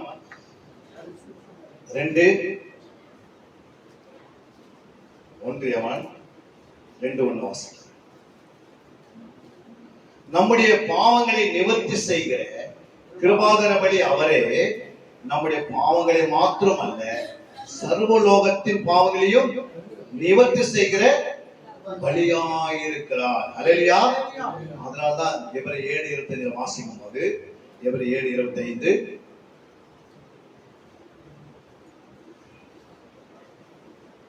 7:25 மேலும் தமது மூலமாய் தேவனிடத்தில் சேர்ந்தவர்களுக்காக வேண்டுதல் செய்யும்படி அவர் எப்போதும் உயிரோடு இருக்கிறவர்கள் ஆகையால் அவர்களை முற்றுமுடிய ரட்சிக்க சொல்லுகிறார். நல்லவராய் இருக்கிறார். ஏன்னா 2 அவர் என்ன பண்றார், நமக்காக அவர் பரிந்து பேசி நம்மளுடைய பாவங்களை சுமந்ததுனால விடுவாரா நம்மள ரத்தம் சிந்தி அவர் நம்ம மீட்டு இருக்கிறார். நம்மள முடிவு வந்த அந்த முடிவு வந்தனா நித்திய ரட்சிப்புகளை படிமை நம்ம நிறுத்துவார். இல்லையா? நம்ம பெற்றுக்கொண்ட ரட்சிப்பு முடிவு வந்து நாம் நிலைத்திருக்கக்கூடியதுக்கு அவரே நமக்காக இரவு என்ன செய்யறாரு, கண்ணீரோடு வேண்டுதல் செய்து கொண்டு. எதுக்கு வேண்டுதல் செய்யணும், நம்மளை கொண்டு போய் நித்தியத்துல நிக்க வைக்கணும். புரியுதுங்களா? நம்ம அப்படி பிசைக்கு போனா கூட கத்த விட மாட்டார். ஏதோ சின்ன தப்பு பண்ணிட்டேன் நம்மள 10 ஊழியக்காரர் சேர்ந்து அப்படியே நம்மள என்ன பண்றாங்க, நிலைவினப்படுத்தினாலும் ஆண்டு விட மாட்டார். அல்லேலூயா. நம்ம விழுந்துட்டு நினைச்சிருப்பாங்க, நீ மறுநாளே எழுந்து நின்று. அல்லேலூயா. அதுதான் ஆண்டவர் சித்தம். ஏன்னா விழுகிறவன் தான் எழுந்து நிக்க முடியும். அல்லேலூயா. நான் விளைய மாட்டேன்னு சொல்றேன், கடைசி விழுந்து கிடப்போம். அதனால ஆண்டவர் சமூகத்தை என்ன பண்ணும், தாழ்மையா சொல்லிக்கிட்டே இருக்கும். எப்பவுமே தாழ்மையா அறிக்கை செய்யும். நான் ஒன்றில் ஆண்டவரே நீதான் எல்லாம். நாங்க எங்கிட்ட என்ன இருக்குது, இந்த மூச்சு உங்ககிட்ட இருக்குது, எடுத்துட்டீங்கன்னா நாங்க ஏற்பாடியா உட்காந்துருக்கோம். அல்லேலூயா. அதனால கொஞ்சம் மூச்சை கொடுங்க ஆண்டவரே. என்னுடைய லிவர் என்ன பண்ணுங்க, பரிசுத்தமா காத்து கொடுங்க. என்னுடைய கிட்னி என்ன பண்ணுங்க, கொஞ்சம் அது புதுசா வைத்துக் கொள்ளுங்க ஆண்டவரே. என் இதயத்தை என்ன பண்ணுங்க, அதை பரிசுத்தமா காத்துக்கொள்ளுங்க. நம்ம கேட்கிற ஆண்டவர்கிட்ட என் நரம்புகள்லாம் எப்படி இருக்குது, விளைவிலமா உள்ள எப்படி இருக்குது நமக்கு என்ன தெரியும். அவங்க என்ன உள்ள போய் ஸ்கேன் பண்ணி அழகா செட் பண்ணி வைப்பாங்க. ஆண்டவர்கிட்ட சொல்லாம இருந்தா என்ன பண்ண முடியாது. நம்ம பிள்ளைங்க கிட்ட எவ்வளவுதான் இருந்தாலும் பிள்ளைங்களுக்கு நம்ம கிட்ட எவ்வளவு இருந்தாலும் பிள்ளைங்களுக்கு நம்ம சொன்னாதான் தெரியும். பிள்ளைங்களுக்கு நம்ம எல்லாத்தையும் மாற்றி வச்சிட்டோம்னா என்ன பண்ணாது, அவர் போய் விடலான்னு தெரியும் பிள்ளைங்க. அப்போ ஆவியானவர் கூட நம்ம சொல்லும் போது நம்ம கிட்ட என்ன இருக்கிறது, நம்முடைய விலகினை என்ன, நம்ம சரீரத்துடைய எலும்புகள் எப்படி வேலை செய்யுது, நரம்புகள் எப்படி வேலை செய்யுது, நடக்க ஏன் முடியல, மூட்டு வலி ஏன் வருது, அத்தருக்கு நம்ம சொல்லிக்கிட்டே வந்தோம்னா அவர் மூட்டு வலி என்ன பண்ண மான்களை மாற்றி விட்டுருவார். இல்லையா? கடைசியாக நம்ம ஆர்மியில இருக்கும்போது டிஃபென்ஸ் ஃபயர்மேன்ல இருக்கும்போது டெல்லியில ஓட வச்சாங்க. 25 வயசு கூட என் 35 வயசுல ஓட வச்சாங்க. கடைசி நான் தான் ஓடுவேன். ஒரு நாள் ஆண்டு சொன்னாரு, உன் கால்களை நான் என்ன பண்ண போறேன், மான் கால்களை போல மாற்றம் அப்படின்னாரு. புரியுங்களா? அதுக்கு பிறகு பாத்தீங்கன்னா நான் தான் இந்த இதுல 40 பேர் நான் தான் ஃபர்ஸ்ட் போடுறேன். ஒருத்த வந்து கேட்கிறான், நான் எங்க சாப்பிடுறீங்க, வசனத்தை புசிக்கிறேன். புரியுங்களா? வசனம் புசிக்கிறதுனால ஜீவனம் உண்டு, அதுல பலன் உண்டு, ஆரோக்கியம் உண்டு, எல்லாம் பரிபூரண சுகம் உண்டு அப்படின்னு சொன்னவரு அவருக்கு அப்பதான் தெரிஞ்சது. அல்லையா? இந்த வசனத்துக்குள்ள நம்ம மூட்டு வழியை நிக்கணும், நம்முடைய விலையை எடுத்து போட்டோம். வசனத்துக்குள்ள அவ்வளவு வல்லமை இருக்கு. அது உள்ள போய் ரத்தத்துல கலந்துக்கும் போது நம்ம அப்படி என்ன பண்றோம், 80 வயசு ஆகுது கூட 50 வயசு மாறிடும். இல்லையா? கர்த்தர் செய்ய வல்லவர், அவரால் ஆகாத காரியம் எல்லா கண்களும் மூடி ஒரு நிமிஷம் இந்த 12 விதமான வார்த்தைகளை குறித்து ஆண்டவர் நம்மோடு இடைப்பட்டார். கர்த்தர் நம்மோடு பேசி இருக்கிறார். நம்ம ஊழிய கொடிகளை வந்திருக்கிறோம். நம்ம எழுதுகின்ற கூட எழுந்து நின்றுக்கலாம். ஒரு நிமிஷம் உங்களுடைய குறைகள் அதை கர்த்தர் நிறைவாக மாற்றுவார். அவர் தான் மாற்றுவார். இந்த வருஷம் முடியறதுக்கு முன்னாடி ஒரு அற்புதத்தை கர்த்தர் சபையில செய்வார். இதுவரைக்கும் ஒரு அதிசயங்களை நீ காணப்படுவார். இந்த ஜெபத்துக்கு பிறகு உங்க வாழ்க்கையில ஒரு மாற்றம் வரும்போது, உங்க குடும்பத்துல ஒரு மாற்றம், ஊழியத்துல ஒரு மாற்றம், நீங்கள் போகிற இடத்துல கர்த்தர் உங்களை கொண்டு அந்த 9 வாரத்தை வைத்து வேலை செய்வார். புரியுங்களா? உங்களை பார்க்கும்போது பிசாசு பயப்படுற அளவுக்கு ஆண்டவர் பெரிய காரியத்தை செய்ய போகிறதுதான். நம்மளை ஆண்டவர் நாள் என்ன பண்ணாரு, நம்மளை சுத்திகரித்து இருக்கிறார், நம்மளை பரிசுத்தமாக்கி இருக்கிறார். அவர் நம்மோடு ஒரு ஆலோசனை கொடுத்திருக்கிறார். ஆண்டவரே, ஆண்டவரே எங்கள் மேல் கிருபையா இருங்கப்பா. எல்லாம் ஒரு நிமிஷம். ஆண்டவரே உங்களுடைய கிருபையினால எங்களை நிரப்புங்கப்பா. ஆண்டவரே உங்களுடைய கிருபையினால எங்களை நிரப்புங்க, இந்த வல்லமையினாலே நிரப்புங்க. ஆண்டவரே எங்களை பலப்படுத்துவீராக, உற்சாகப்படுத்துவீராக. எங்கள் ஊழியங்களை நீர் பொறுப்பெடுங்கப்பா. நீர் பொறுப்பெடுத்து நடத்துங்க. எங்கள் குறைகள் எதிர்த்தால் அதை நிறைவாக மாற்றுங்கப்பா. வருஷத்துடைய கடைசியில வந்திருக்கிறோம். இன்னும் 45 நாட்கள் தான் இருக்கிறதப்பா. நாங்கள் எப்படியாவது உங்களுடைய பாதத்துல பல மணி நேரம் ஜெபிப்பதற்கு, பல மணி நேரம் எங்களுடைய பாதத்துல உங்களுடைய பாதம் நிற்பதற்கு எங்களுக்கு ஒரு அபிஷேகத்தை கொடுங்கப்பா. எங்களை அனல்முட்டி எழுப்புங்க. நீ உங்களாத காரியம் ஒன்றவில்லை. நாங்கள் யாரும் கையெழுந்து உம்மை நோக்கி நாங்கள் பார்க்கிறவர்கள். ஆண்டவரே, எங்கள் தேவைகளை நீ பரிபூரண சந்தித்து இந்த டிசம்பர் மாதம் முடிவதற்கு முன்பாக ஒரு அற்புதத்தை செய்க. விழுந்துவிட கூடாரத்தை கட்டி எழுப்புங்க ஆண்டவரே. கட்ட முடியாத சபையை கட்டி நிறைவேற்றி பிரேசம் பண்ண உதவி செய்வீராக. வாங்க முடியாத இடத்தை வாங்கக்கூடிய கிருபையை தாங்க ஆண்டவரே. நீ தர வல்லவர். அதுக்காக நாங்கள் கோடி நன்றிகளை செலுத்துகிறோம் ஆண்டவரே. எங்களால இந்த சின்ன இன்ஸ்ட்ருமெண்டோட வாங்க முடியலன்னு பல நாள் நீங்கள் ஜெபித்துக் கொண்டிருக்கலாம். இந்த டிசம்பர் மாதம் முன்னாக உங்களுடைய சபையில் அத்தனை இன்ஸ்ட்ருமெண்ட் வந்து நிற்கும். கர்த்தர் சொல்கிறார், நான் அதை செய்வேன். நீ என்னை நம்புகிறாய், என்னை விசுவாசிக்கிறாய், நான் பெரிய காரியத்தை செய்கிறேன்.